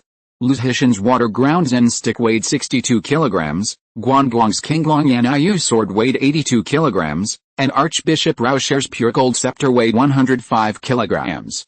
So the old man could only find a strong man to help him take this thing. Archbishop Rauscher has always believed in the existence of natural saints, especially after meeting Franz. He believed more that he was right, so the 5 million guilders proposed by Franz were regarded by him as a test of his faith by God. Besides, he didn't have to pay for the 5 million guilders himself. After all, the entire Austrian church had the responsibility to spread the gospel of God. If the cost is shared equally, the Diocese of Vienna only needs to pay 1 million guilders. Okay, Your Highness, give me 5 days. I will go back and negotiate with the bishops. I believe you can save our Catholic brothers. May God be with you. Ruskna's tea was finally brewed, and she politely brought the tray to Franz and Archbishop Rauscher. Franz glanced at Ruskna. Her hands were getting slower and slower. She didn't brew the tea until she finished talking. Franz and Archbishop Rauscher each picked up a cup of tea and raised it high. After Archbishop Rauscher left, Franz looked at the map and fell into deep thought. The 5 provinces of Kasserine, Gafsa, Tozeur, Kabylie, and Mednin were not small investments made by Amadei, but these 5 provinces, apart from endless wasteland, were ferocious nomads. In fact, strictly speaking, in addition to these 5 provinces, there is also a province called Tataoun that is separated from northern Tunisia, which can be regarded as a buy 5 get 1 free deal. At the same time, there is also a salt lake called Gillet, which is known as a life forbidden zone, which was also given to Austria. The salt content in the water of Gillet's salt lake is the highest in the world, and the surrounding temperature can reach over 50 degrees. It is a real life forbidden zone. It is 120 kilometers long from east to west and 60 kilometers wide from north to south, covering an area of nearly 5,000 square kilometers. However, this province of Tataoun is actually a large tropical desert, also known as the Tataoun Desert. It is a completely barren land, and only some extremely backward tribes live in the oasis. The only resource is oil, but oil in this era has not been widely used. The Viennese used it to make kerosene lamps. Until 1859, the production volume in Europe just reached 36,000 barrels. It still has to wait until the Second Industrial Revolution to be taken seriously by people. At present, oil extraction is a thankless task. Of course, Franz still found a group of geologists to look for oil in the desert. The main reason is that people of this era have a very serious misunderstanding of oil exploration. They think that only mountains or plateaus are more likely to produce oil, because Bavaria and Romania are the main oil-producing areas in Europe at that time. If you tell an expert of this era that it is easier to find oil in a basin than in a mountain, he will definitely think you are an uneducated lunatic. Of course, if you say there are stones in the sea, the other party will definitely laugh at you, because you are not even as good as an elementary school student. The geological exploration team hired by Franz was told to pay special attention to oil in the desert. The geological exploration team of this era is a life-threatening job, with all kinds of complex terrain, changeable weather, venomous snakes and beasts, savage aborigines, and even diseases and bandits. Fortunately, there are also many idealistic people in this era who want to explore the unknown secrets of the continent, satisfy their curiosity and become famous. So Franz only needs to pay 5,000 shields a year to let this group of people risk their lives to find oases and resources in the desert. Of course, if they find treasures, they will have to take a 10% layer. The so-called treasures are of course precious metals and ores, gold, silver, diamonds, gems, as well as people and ancient tombs who own these valuables. They can invest in any mineral deposits, but it is difficult for them to become major shareholders with their strength. As long as they manage things properly, they actually have the priority to contract. The apparent sponsors of these exploration teams are the royal family and the Austrian government, but in fact they are some keen capitalists and nobles. The exploration team members have no money, and very rich people will hardly do such things. After all, not everyone can be Batman. But the nobles and capitalists have money, and they will naturally not miss this opportunity to make money. It's just that they lack credibility. Even the most reputable businessmen can hardly beat the national government. And the country can also provide a lot of convenience, such as asking the army to provide assistance, or directly negotiating with a local government, etc. Strictly speaking, what the Habsburg royal family bought from Tunisia was the right to use the land, not sovereignty. It is more appropriate to call it a colony or a lease. The lease term is 20 years, and after 20 years, the two countries will negotiate, but the Hussein dynasty has the right to take back the land. Ahmed Bey believed that in 20 years, even if Tunisia could not surpass Austria, it would be able to protect itself. By then, Tunisia would be really strong, or find new allies, and it could kick Austria away. Bey felt that he was a wise ruler, and no matter what, he would be more popular than the Habsburgs, who were outsiders. When the time came, the real purpose would be revealed, and taking back the homeland would not only save 20 years of development, but also win a lot of people's hearts. The great dream of recreating the Carthaginian Empire lingered in Bey's mind. A superpower empire stretching from Morocco in the west to the Red Sea in the east would compete with Europe, and even fulfill the unfulfilled dream of the Carthaginians, conquer Rome in the north, and occupy the Apennine Peninsula. Regardless of Ahmed Bey's imperial dream, let's continue to introduce the situation of these lands. Medellin is the place where Rommel lost. The same tropical desert climate, the same vast land and sparse population. The only advantage is that it is adjacent to the ocean, but there is no good port. Only Jerba Island can be regarded as a foothold. At this time, Jerba Island had only more than 3,000 residents, but it was already the most important city in Medellin. You heard it right, a city of 3,000 people is not a village. The latest novel is first published on the 69th book bar. The resources here can be said to be nothing, even the supply of fresh water is a problem. People live close to the coast in oases, and they also have to be wary of the invasion of the Ripolitans, Ottoman troops. The remnants of the fleeing Karamanli family have been active in Medellin. The situation in Medellin is that there are no resources inside, there are guerrillas and bandits, and there are strong enemies outside who may invade at any time. By the way, the Karamanli family was the original ruler of Ripoli, and was driven out of their homeland by the Ottomans around 1835. In the following 70 years, the Ottomans replaced 32 governors here. The Karamanli family has never given up the opportunity to restore the country, but the rule of the Karamanli family is not very popular. The decentralization of the Karamanli family has led to extreme dispersion of power. The decline of power has led to a large number of officials holding the emperor hostage to command the princes, and civil wars have continued. When the Ottoman heavenly soldiers arrived, they encountered almost no resistance and occupied this vast country in a very short time. As for why rebellions broke out one after another after the Karamanli dynasty was overthrown, it was just that the traditional forces in the local area were strong. In order to quickly annex Lipoli, the Ottomans bribed a large number of tribal leaders. These tribal leaders enjoyed considerable autonomy and special treatment, and the result was of course that they were too big to be removed. This is not bad news for Austria. First of all, Austria is strong enough and is not afraid of the threat of the Ottomans. Secondly, the remnants of the Karamanli dynasty can be easily used by Austria. Austria can not only strike them, but also force the local indigenous people of Medellin to rely on themselves. It can also strike against the forces opposing Austria by letting the Karamanli dynasty go. If necessary, the Karamanli dynasty can be used to negotiate with the Ottoman Empire. It is simply a perfect tool. Chapter 245 Tunisia, Part 2. Most of Kabylie province is desert, but the climate is much better than that of Tataoun province. The oasis here is larger and there are some small villages. There is also the Gillette Salt Lake, which is rich in various rare elements, but the world will not be able to use it in the next few decades. Of course, even today, 200 years later, there are only 140,000 people, and it is still a barren land. In Tozeur province, small towns began to appear. The locals used ancient methods to burn beige earth bricks, making small towns look like yurts. There are less than 10,000 indigenous people living there, but it is not a completely barren land. Instead, it is the famous palm country, with a large number of oases and endless date palms. It's just that the locals don't know how to turn these advantages into economy.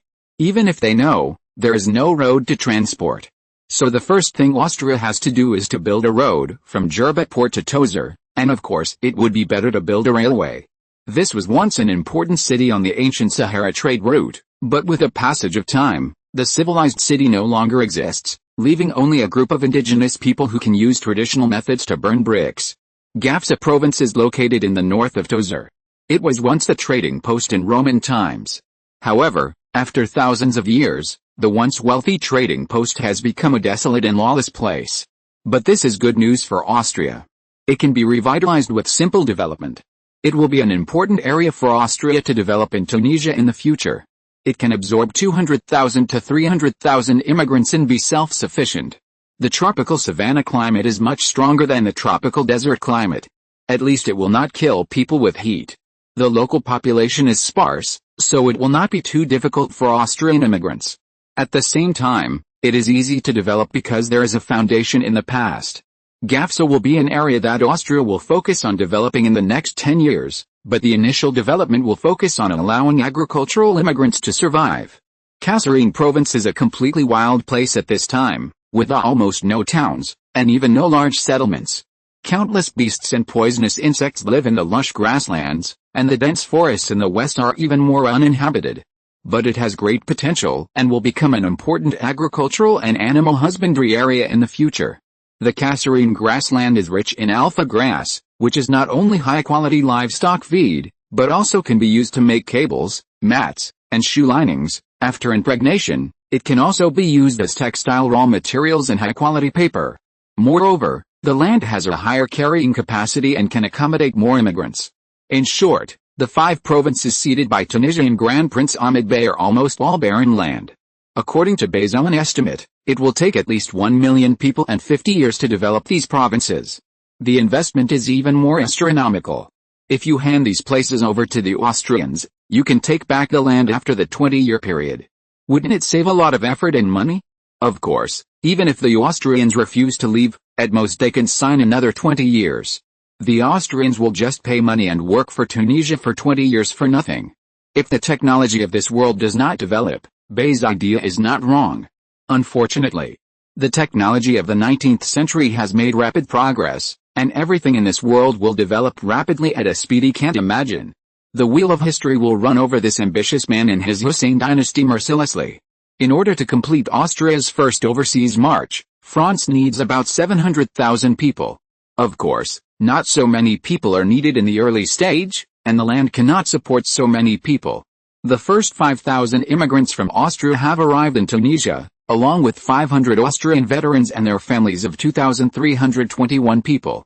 A total of 7,821 people, of which 2,000 stayed to build the port of Jerba, and the rest took supplies to Gafsa to start pioneering. According to Sarah's estimate, Austria can provide supplies for up to 20,000 pioneers. The main problem is that there is no road leading inland, and the climate is bad and the loss is huge. So a railway is indispensable, and the Irish and the local indigenous people seem to be the best laborers. The reason why France did this. First, Austria's own pioneering group has just been established, and there is no unified cohesion inside. Now the result of directly introducing a large number of foreign populations must be a disaster. Second, France is very clear about the illusion of raising gratitude and hatred.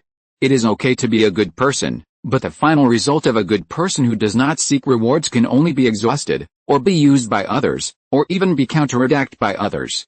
Third, and most importantly, the Austrian Empire was too weak. If it wanted to develop rapidly, it had to sacrifice something. For the Irish, even being a laborer in Tunisia was better than starving to death on the island of Ireland. Fourth, religion was just a tool in France's hands. If a person was obsessed with a tool in his hand, he would become a slave to the tool. Borrowing 2 sentences from the great man. Religion is the general theory of this world, its all-encompassing outline, its logic in popular form, its spiritual honor issue, its fanaticism, its moral constraints, its solemn supplement, and the general basis for its consolation and defense. The suffering in religion is both a manifestation of real suffering and a protest against this real suffering. Religion is the sigh of oppressed creatures and the emotion of a ruthless world, just as it is the spirit of a system without spiritual vitality. Religion is the opium of the people, simply put, Religion is like opium. It can be used as medicine or as a drug. The only difference is how it is used by who is in control. Paris, France. The latest novel is published on 69 Shuba. The old Marshal Soult suddenly opened his cloudy eyes and looked at the attendant who was reading the newspaper. The attendant was frightened. After all, the old man's eyesight was not good. He always asked people to read the newspaper, but in the end, he often fell asleep before the newspaper was finished. Prime Minister, what's wrong with you? Do you want to go to the toilet? The old marshal's cheek twitched. The attendant who read the newspaper was his grandson. The old marshal brought this young man with him after repeated requests from his relatives. He didn't expect him to be so stupid. The old marshal didn't want to argue with his junior, nor did he want to talk to this guy. He snatched the newspaper from the attendant's hand and put on his reading glasses to carefully examine it. However, Marshal Soult was too old. And coupled with long-term drinking, he couldn't see the words on the newspaper clearly even with his glasses. He could only awkwardly hand the newspaper to the attendant and said, "Read that paragraph again to me, slowly, I want to hear every word clearly." The young man took the newspaper, cleared his throat, and read with some pride. The Austrian imperial family, Archduke Franz Karl Joseph, and the Tunisian King Ahmed Bey signed a treaty. Tunisia sold the ownership of the 5 provinces of Kasserine, Gafsa, Tozeur, Kabylie, and Medellin to the Austrian Empire for a period of, damn it, Guizot, this idiot. He let the British take Egypt, and now even those Austrian rubbish dare to come to North Africa to share a piece of the pie. North Africa belongs to us, France. Chapter 246, The Salted Fish Wants to Turn Over. Marshal Soult met Guizot. The old marshal had a strong murderous aura, which made everyone in the cabinet feel numb. Although Marshal Soult was the nominal prime minister, everyone in the cabinet knew that all the decrees now came from Guizot. What really made everyone feel difficult was that they had all received a lot of bribes from Guizot, and Guizot had these handles. If Guizot fell, none of them would be able to escape. Guizot, look at the good things you have done. You promised me that you would do your best to protect the interests of France. Look at what you have done now. Egypt was divided up, the Algerian uprising was a mess, and those rats in Austria took the opportunity to enter Tunisia. Guizot motioned for Marshal Soult to sit down, and then handed him a cup of coffee. Marshal Soult, have a cup of coffee and calm down. You've read today's newspaper, right? You should be happy. Because the Austrians have put themselves in a dead end. What do you mean? Marshal Soult was very old after all, and this journey had almost exhausted all his energy. When he heard Guizot's words, the old marshal realized that he seemed a little impulsive. The land of Kasserine, Gafsa, Tozeur, Kabylie and Medellin given by the Tunisians to the Austrians is simply a trap. It's all undeveloped wasteland, and according to the treaty, it will be negotiated again after 20 years. By then, we in France only need to put a little pressure, and the Austrians' 20 years of efforts will go to waste. Marshal Soult couldn't help but exclaimed. The Tunisians were too insidious. Sure enough, only this bunch of Austrian trash would fall for this. It seems that he is really old. But he couldn't admit defeat. It's easy for you to say. What if the Austrians refuse to leave? Haha, Prime Minister, if the Austrians don't want to be decent, of course we, France, will help them be decent. And the vacuum left by the Austrians will be filled by us, France. But what if the Tunisians refuse? Then it will be the turn of our great French army to take action. The road through the Kasserine Pass should be repaired in 20 years. We are not Austria. We, France, have a strong navy and can use Algeria as a springboard. The Tunisians have no right to refuse at all. The old marshal didn't want to be the supporting actor anymore. Although he was very unhappy, he felt relieved that France was still the master of North Africa. He was already over 70 years old and had been a soldier for half his life. He didn't want to lose his integrity in his old age. I have a banquet tonight, so I'll leave first. Colleagues, for the future of France and for the empire for generations to come, work hard. Then Marshal Soult ran away in disgrace with his attendants. Everyone in the French cabinet looked at each other and then laughed heartily. Guizot acted calmly, took a sip of coffee. Metternich, I have prepared a great gift for you, Vienna, Schönbrunn Palace. Franz was reading a report on Bosnia in his study. There are already hundreds of thousands of gold diggers entering Bosnia, and the locals have also joined the search for gold. The two sides have had many conflicts. The sales of Bosnia's shovels and work clothes are also increasing, and the acquisition of land is also proceeding in an orderly manner. The cost is less than expected. After all, the people of Bosnia are very poor and the land is relatively barren. What Franz cares about is the selection of the governor of Bosnia. The Austrian officials are not interested in this hot potato. Although he is called the governor, there is almost no money to be made, and there are a lot of difficult mountain people, plus the desperate gold diggers. It is simply hell. Franz recommended a person to Metternich, the leader of the Croatian kingdom faction, Mirotovic. The loyalists in Croatia are divided into the kingdom faction, that is, loyal to the Kingdom of Hungary, and the imperial faction, that is, the Austrian Empire under the rule of the Habsburg royal family. Bosnia and Herzegovina became a royal territory, independent of Hungary, which made the Hungarian parliament very angry. At this time, sending a Croatian who is loyal to the Kingdom of Hungary to rule Bosnia and Herzegovina should make them feel better. But in fact, there are three ethnic groups living in Bosnia and Herzegovina: Croats, Serbs, and Bosniaks. Bosniaks are the majority, occupying the best land. In the past, they had the highest status in the Ottoman Empire and were the ruling ethnic group. The status of Serbs was very low and they were called second-class people. The population size was about 300,000. The Croatians were called Laia, which means beasts, that is, third-class people. They were the happiest people for Austria to obtain Bosnia and Herzegovina. After all, Austria was a Catholic country, and there was also a Croatian homeland in Austria. For the Austrian Empire, Croatia had always been loyal, so it had a good impression, and according to the principle of helping the weak, the Croatians were the weakest and should be helped. As for the Serbs, the two sides have different religions, and the previous war with Serbia has brought the relationship between the two sides to a freezing point. The Austrian Empire cannot invest too much in this nation that may rebel at any time. Bosnians are simply aliens to Austria. Historically, Austria-Hungary was extremely tolerant of Bosnians, but in return, ethnic conflicts continued to rise, and even World War I broke out. Franz did not intend to repeat the same mistakes and was ready to change a partner. Catholic Croatians are naturally the most suitable group of people. The two sides hit it off, and Austria decided to support Croatians to rule Bosnia and Herzegovina, so the governor of Bosnia and Herzegovina would preferably be a Croatian. The latest novel is first published on 69 Shuba. Then why not choose Austria's savior, the leader of the imperial faction, Jelatic? Of course, there are better places waiting for him, and if he is placed in the position of governor of Bosnia and Herzegovina, I am afraid that the Hungarians will be unfavorable to him. Letting a Croatian leader of the Kingdom Party be the governor of Bosnia and Herzegovina can calm the anger of the Hungarians on the one hand, and on the other hand, it can also let his compatriots push him and turn him into an imperialist. The governor of Bosnia and Herzegovina wants to be stable, but it is not enough to talk about it, and there is no need for sufficient strength to support it. As a Croatian, Milotovic cannot turn a blind eye to the difficulties of his compatriots. However, if he favors one side, he will naturally offend the other two forces. Who can he rely on at this time? Naturally, it is the Austrian government and the royal family. The Hungarians will not give him a penny. Of course, Milotovic can also choose to turn a blind eye to the situation of the Croatians, and the result will inevitably be that he will turn from a leader to a traitor to the people. Metternich thought it was nothing. After all, Bosnia and Herzegovina was a royal territory, and whoever became the governor would not change this nature.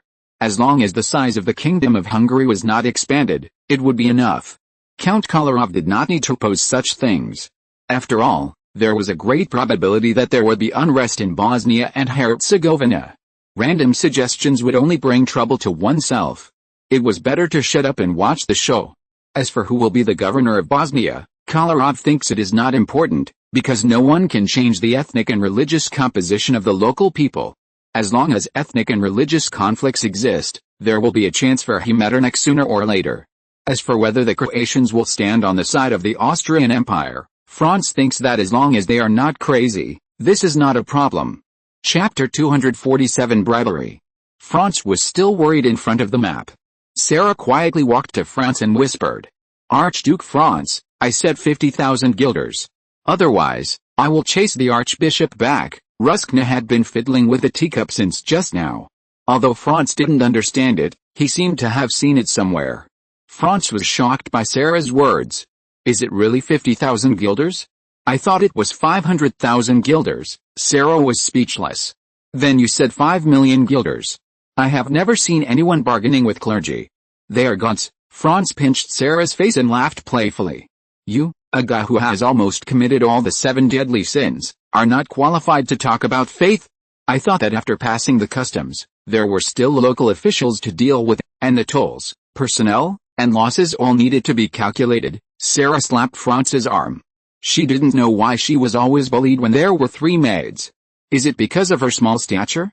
When I went home, my father always said that it is a blessing to suffer a loss. But Franz always said, people who always tell you that it is a blessing to suffer a loss are either stupid or bad. Obviously, Franz's words are more pleasing to Sarah, but why does he always bully me? Is he interested? While Sarah was still thinking about it, Franz saw the girl who was still smiling foolishly after being pinched on the face, and couldn't help but sigh that idiocy is really contagious. Then he raised his hand and patted Sarah on the head. Ah.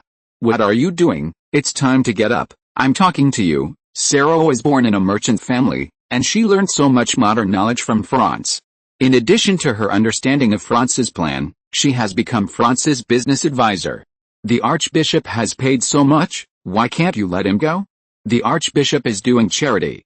Isn't the Habsburg royal family the most fond of talking about charity? Sarah decided to resist. Of course, Sarah's resistance would only be suppressed by Franz. The church collects so much tithes every year, plus the donations from the believers. Shouldn't they do something? What is the purpose of a church? Can you tell me? Haven't I thought of a way for him? Sarah was pinched on the face by Franz again. Although Sarah was older than Franz, she was a girl and was not as strong as Franz. She was born small and had a good figure, and looked easy to bully. Sarah was speechless for a while. Although she was very angry, she couldn't refute. But 5 million guilders is too much, even more than the price of grain itself.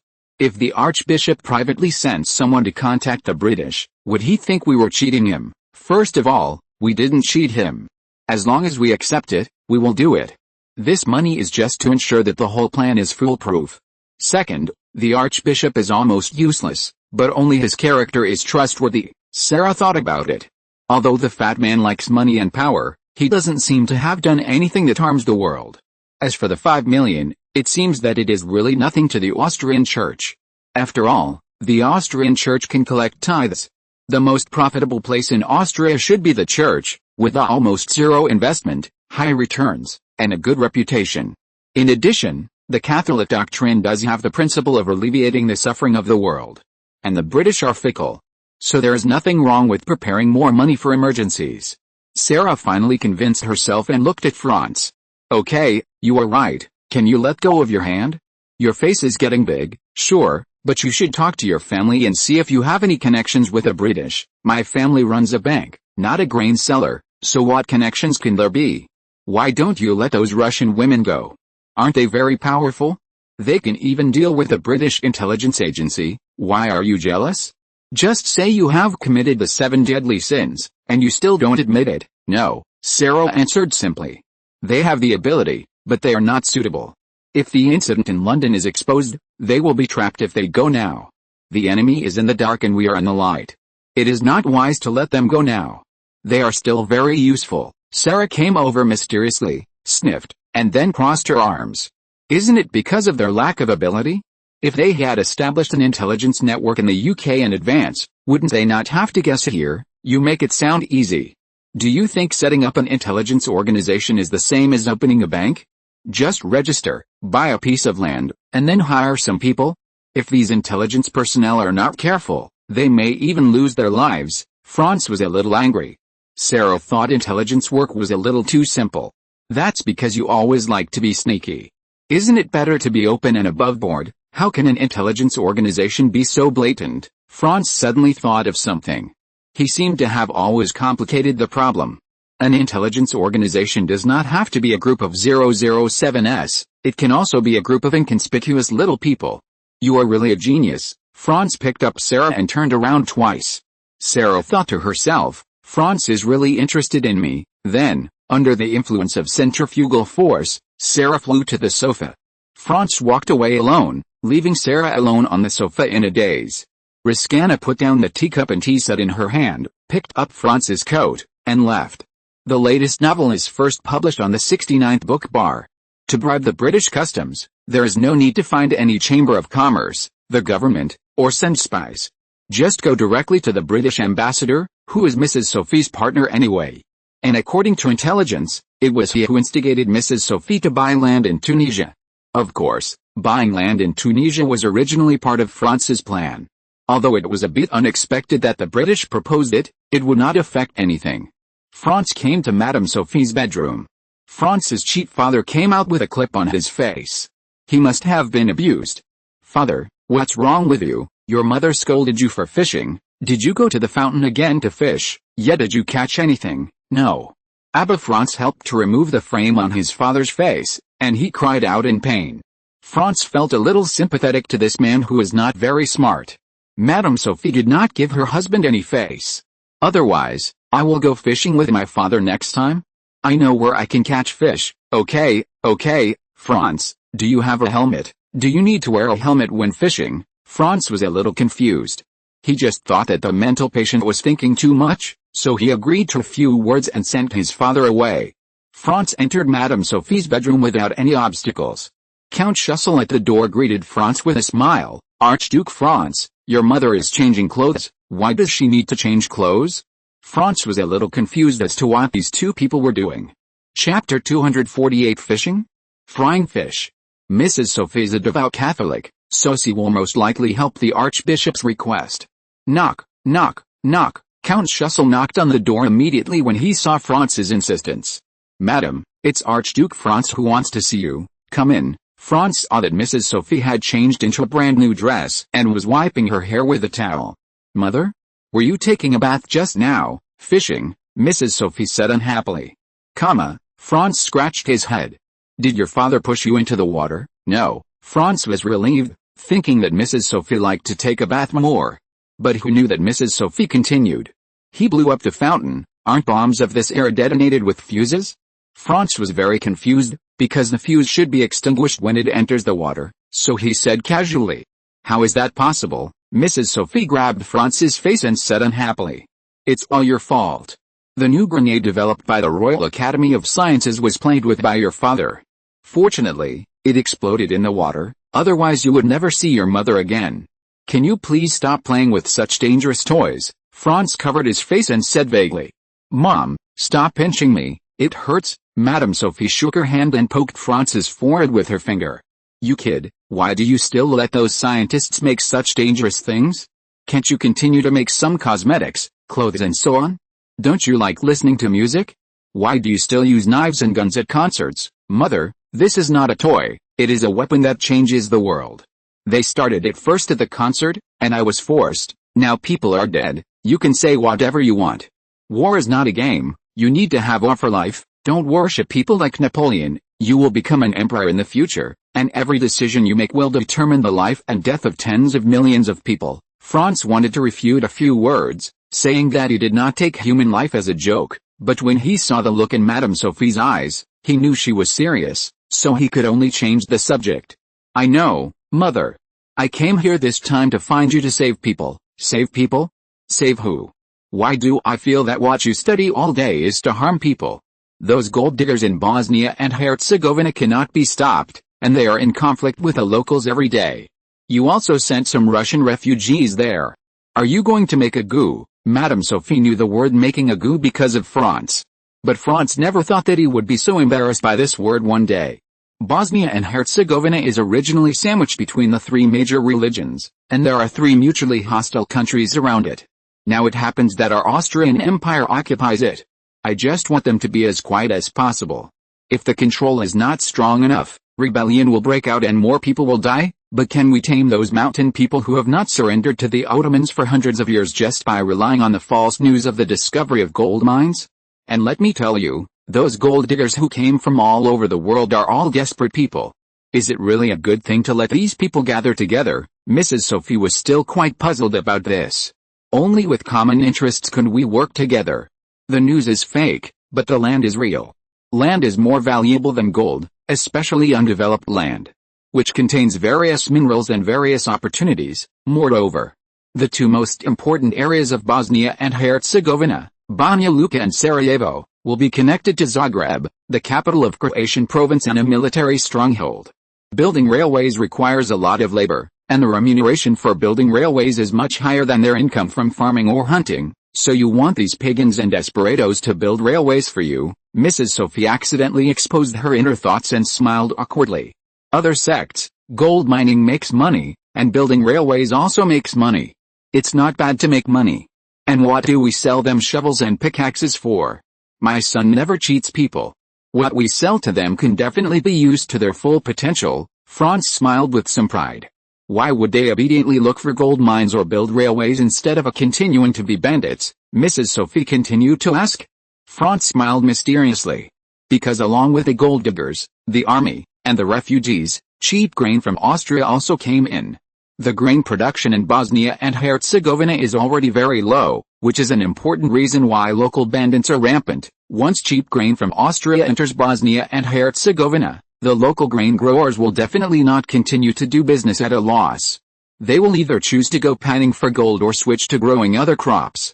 Even if the farmers want to continue growing grain, the landlords will not allow it. The latest novel is first published on 6-9 books. From now on, Bosnia and Herzegovina will have to rely on cheap grain from Austria. If they want to rebel, Austria can cut off the grain transportation to them. Food is different from other things. It can't be grown all at once. When the railway is completed, they won't even have the chance to rebel. Franz repeated what he had said to persuade Metternich. What about the big landlords? They can hoard food, but they are not afraid of your trick. Landlords and capitalists, they can run away from the monks, but they can't run away from the temples. They are the easiest to deal with. Once their industries are controlled, or they are directly declared traitors, the peasants under their command will tear them apart. What if some people just hide in the mountains and become bandits and refuse to come out? And these people have prepared food in advance and have firm beliefs. Mrs. Sophie seemed to be arguing with her son, but fortunately Franz was prepared. I plan to nominate a Croatian general to be the governor of Bosnia and Herzegovina. No matter how strong the fortress is, it is afraid of internal explosions. Moreover, the Croatians have been dealing with bandits, smugglers, and Ottoman troops on the border for many years. They are experts in mountain warfare. With the support of hundreds of thousands of Croatian compatriots, there is no reason why they can't defeat a group of mountain bandits. Mrs. Sophie finally dried her hair, sat on a chair beside her, picked up the coffee cup on the table, smelled it, and it seemed to be cold, so she put it down again. Well, what do you want your mother to do? I want to ship a batch of goods to England, and I need Mr. Barnton's help. I need Mr. Barnton's help. Didn't you say that Mr. Barnton was a spy sent by England to approach me? Mrs. Sophie was a little confused. It's not important. What's important is that he can help me. Archbishop Rauscher wants to ship a batch of grain to Ireland to help the victims. But according to British law, we have to pay high tariffs, and we can't give grain to the poor. Well, we can only sell it. You naughty child, we have so many poor people in Austria that we can't save them all. Why do we go to England to spend money? No, Mrs. Sophie said angrily. Chapter 249 Revelation. Mother, Archbishop Rauscher wants to preach in Ireland, and the situation in Ireland is indeed worse than in Austria. The people of Austria are protected by Austrian law, but the Irish are not considered British by the British. Franz casually took out a newspaper, which was the London Times half a month ago. The editorial in this newspaper was what Franz thought was the most excessive. The Celts on the Shannon River should be like the Reds on the Manhattan River. In order to make them waste less food, the government should be like the Americans. Here, the Reds on the Manhattan River refer to the indigenous people of the United States, the Indians. The most useful policy of the U.S. government is the Scalping Act. In 1814, the U.S. government officially promulgated a reward regulation, rewarding the brave man who scalped the Indians, with a reward of $100 for a male scalp and $50 for a female scalp. It eventually evolved into today's Indian Removal Act. They are such a bunch of inhuman beasts. They are just like the barbaric and bloody Americans, such a shameless bunch. Damn pirates, I thought they were really gentlemen, and it turns out that there is no civilization outside the continent. Americans of this era were considered barbarians, not civilized people like today. As for the British, they were also pirates in the past. Especially for the Habsburg family, the decline of Spain was not unrelated to the British pirates. Mrs. Sophie obviously overreacted. As a devout Catholic, she would naturally sympathize with the Irish who were also Catholics. As for the British, the royal families on the European continent generally did not have a high opinion of them. So it's up to us to save our Catholic compatriots, Mrs. Sophie nodded. In her heart, the Habsburgs have always been the guardians of Catholicism. In fact, the Habsburgs have a very close relationship with Catholicism, and even have the right to elect the Pope, which will be taken back after the decline of Austria. How are you going to save them? Just keep sending them food, the old method we used in Vojvodina. The old method, well, work for relief, but Ireland and Austria are thousands of miles apart. How can you let them do it? Are you going to open a factory on the island of Ireland? Or build a canal for them? Franz was speechless for a while. It seemed that Madame Sophie was still worried that Franz would get carried away and contribute to the British construction. Isn't there some land in Tunisia? Anyway, we have to send people to develop it. Why not let those Irish people go? Wouldn't that be equivalent to giving Tunisia to the British? No, Madame Sophie felt that her son was doing something stupid, and she was very angry. No, let them build railways. Sending them directly to undeveloped areas is simply sending people to their deaths. The land in Tunisia needs to be developed bit by bit. At least let our Austrian pioneers take root first, and then we can bring in the Irish. But, isn't it more cruel to let people build roads in the desert? You are going to save them like this? Madame Sophie asked back. Franz was prepared for this. So we can pay them a lot and get in touch with their families. If anything happens to them, their families can consider inheriting their land in Tunisia or working in the Austrian royal estate. You mean the high pay for those uncultivated wastelands, but they won't be wastelands forever. To help them, we will also provide loans, seeds, tools, and necessary education. Madame Sophie seemed to understand what Franz meant. In this way, these Irish people would no longer be British subjects, but Austrian farmers. And when it comes to dealing with multi-ethnic relations, no country has more experience than Austria, although it has failed. Madame Sophie's face sank. Franz, aren't you a slave trader? Mother, I swear to God, I really want to help them. It's better to let some people suffer now than to let 2 million people starve to death in the future. How do you know that 2 million people will starve to death in the future? There are only 8 million people on the island of Ireland. Madame Sophie's eyes were puzzled. Franz was a little embarrassed for a while, and accidentally told others about the Irish famine. Ruskna, what are you doing standing there? Can't you see that the coffee is cold? Ruskna, who was standing aside, reacted immediately, quickly picked up the tray, and then said to Franz and Madame Sophie, "Do you need sugar and cream?" No, Franz still likes the original coffee. The latest novels are first published on the 69th book bar. Add more sugar and cream as usual. Madame Sophie returned to her old self. She admired Ruskna's silent character. After Ruskna left, Franz had already thought of a countermeasure. It was Archbishop Rauscher's prophecy. He dreamed that the earth became barren, and the crops in the field looked like they had been burned by fire, with all the leaves burnt black.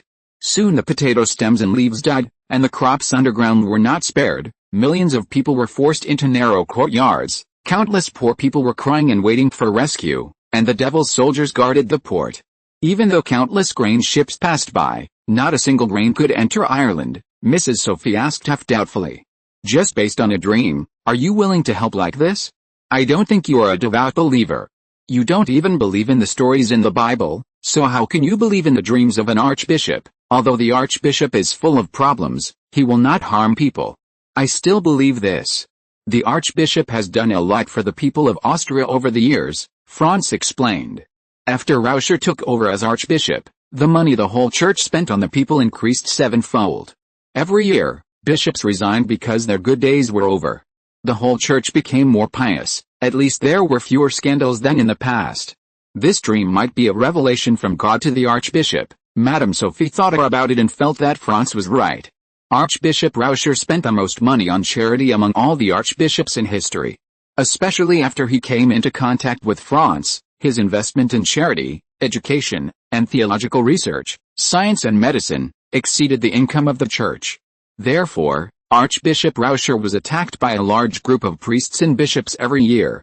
If he had not had a close relationship with the Habsburg royal family, he would have been dismissed several times.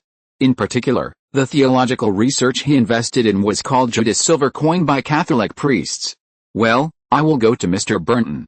But I can't guarantee that you will succeed in openly asking British officials to violate British laws." Madame Sophie finally gave in. Franz also breathed a sigh of relief. But he had to think carefully about how Archbishop Rauscher could have had such a dream. Chapter 250 Imperial Concession. 1842, St. Patrick's Day. St. Patrick's Day is an Irish holiday. It was celebrated in memory of the patron saint of Ireland and later became the national holiday of Ireland. Archbishop Rauscher woke up from his sleep. He didn't know how many times this had happened. He had been restless recently and drank a few glasses of red wine at night to help him sleep.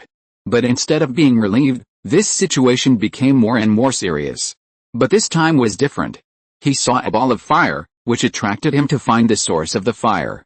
He lit a candle, but as he got closer and closer to the fire, he felt the wind getting stronger and stronger. But how could there be wind in the room?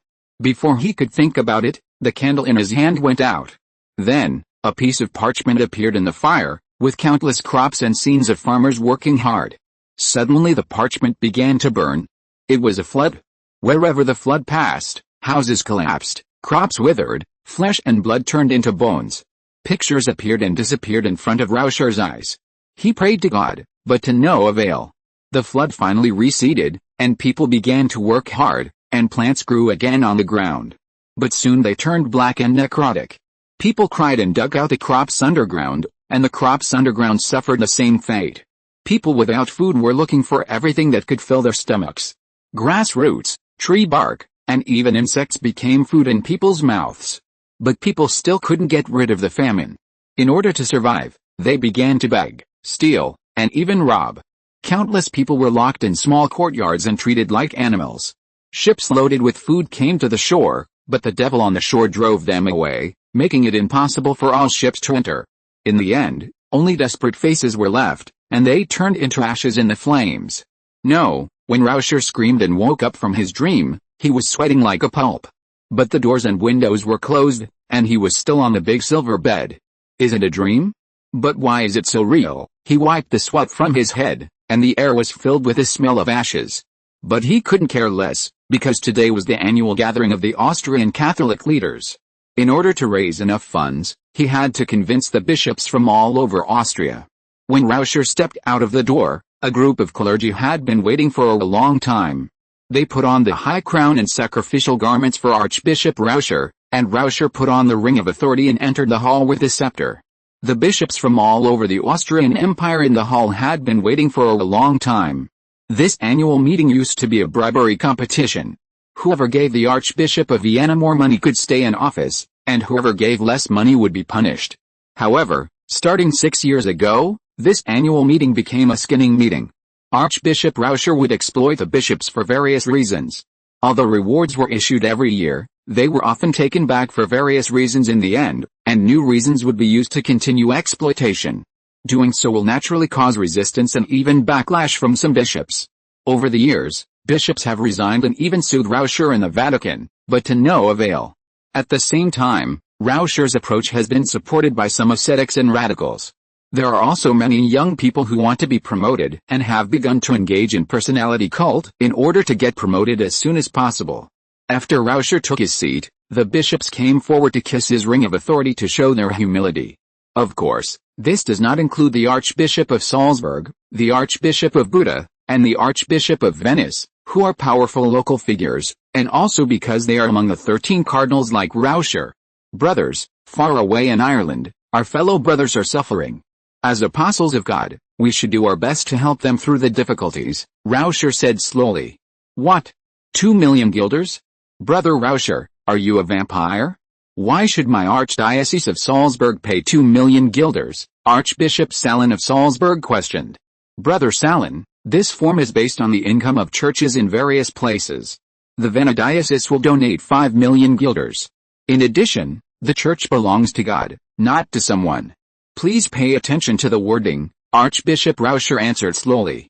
Brother Rauscher, do you think you are the Pope? Even the Pope himself only asks for 30,000 or 50,000 every year, but you ask for tens or even millions at a time, Archbishop Jopel of Venice sneered. Jopel is the Archbishop of Venice appointed by the Pope himself. Austria's control over Venice is not strict, so he is not very clear about the rules within the Austrian church. Of course, if he can tolerate it, he is willing to cause less trouble.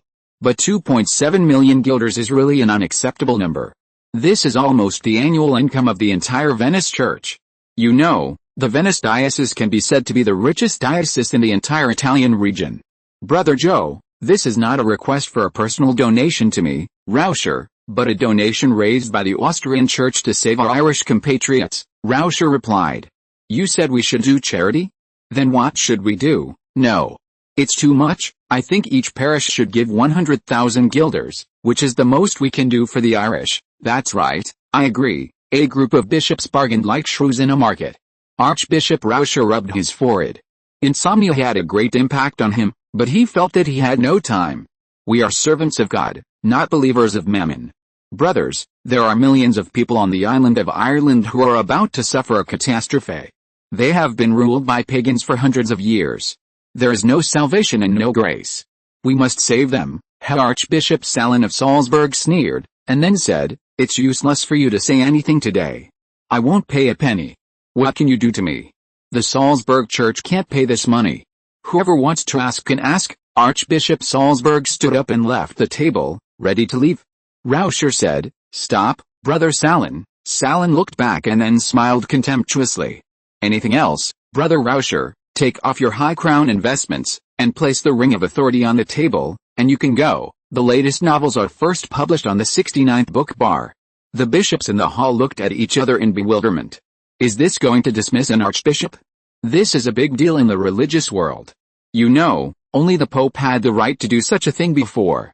It was not until the appearance of Richelieu, a hero of the French church, that the state had the right to dismiss bishops.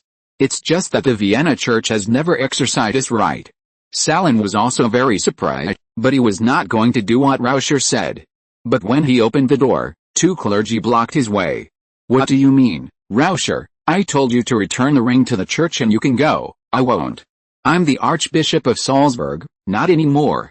Help him. At Rauscher's instruction, two tall clergymen took off Salin's crown, his vestments, and his ring. Some of the bishops present exclaimed, some prayed silently, and some gloated. Saran, the money you spent on your 4 mistresses and 12 illegitimate children this year, plus the money you lost in the casino, is exactly 2 million guilders. Here is the receipt presented by the casino. What else do you have to say? I was appointed by the Pope. You can't do this. Even if the Holy See wants to remove me, all the cardinals must hold a meeting. Who are you? You want a Pope's commission. I have as many as you want. Rauscher overturned the box at hand, and several scrolls signed by the Pope of Rome fell out of it. This is Austria, and I was appointed by the royal family. In a word, I will save those whom the Holy See is unwilling to save, and I will manage those that the Holy See can manage, and I will also manage those that the Holy See cannot manage. I will act first and report later, and I have the royal power to grant it. Do you have any questions? Apology. I am really sorry to everyone who has been following the book. This is the first time I have written a novel. Because there are too many water chapters in the middle, I have never returned on the road of water writing.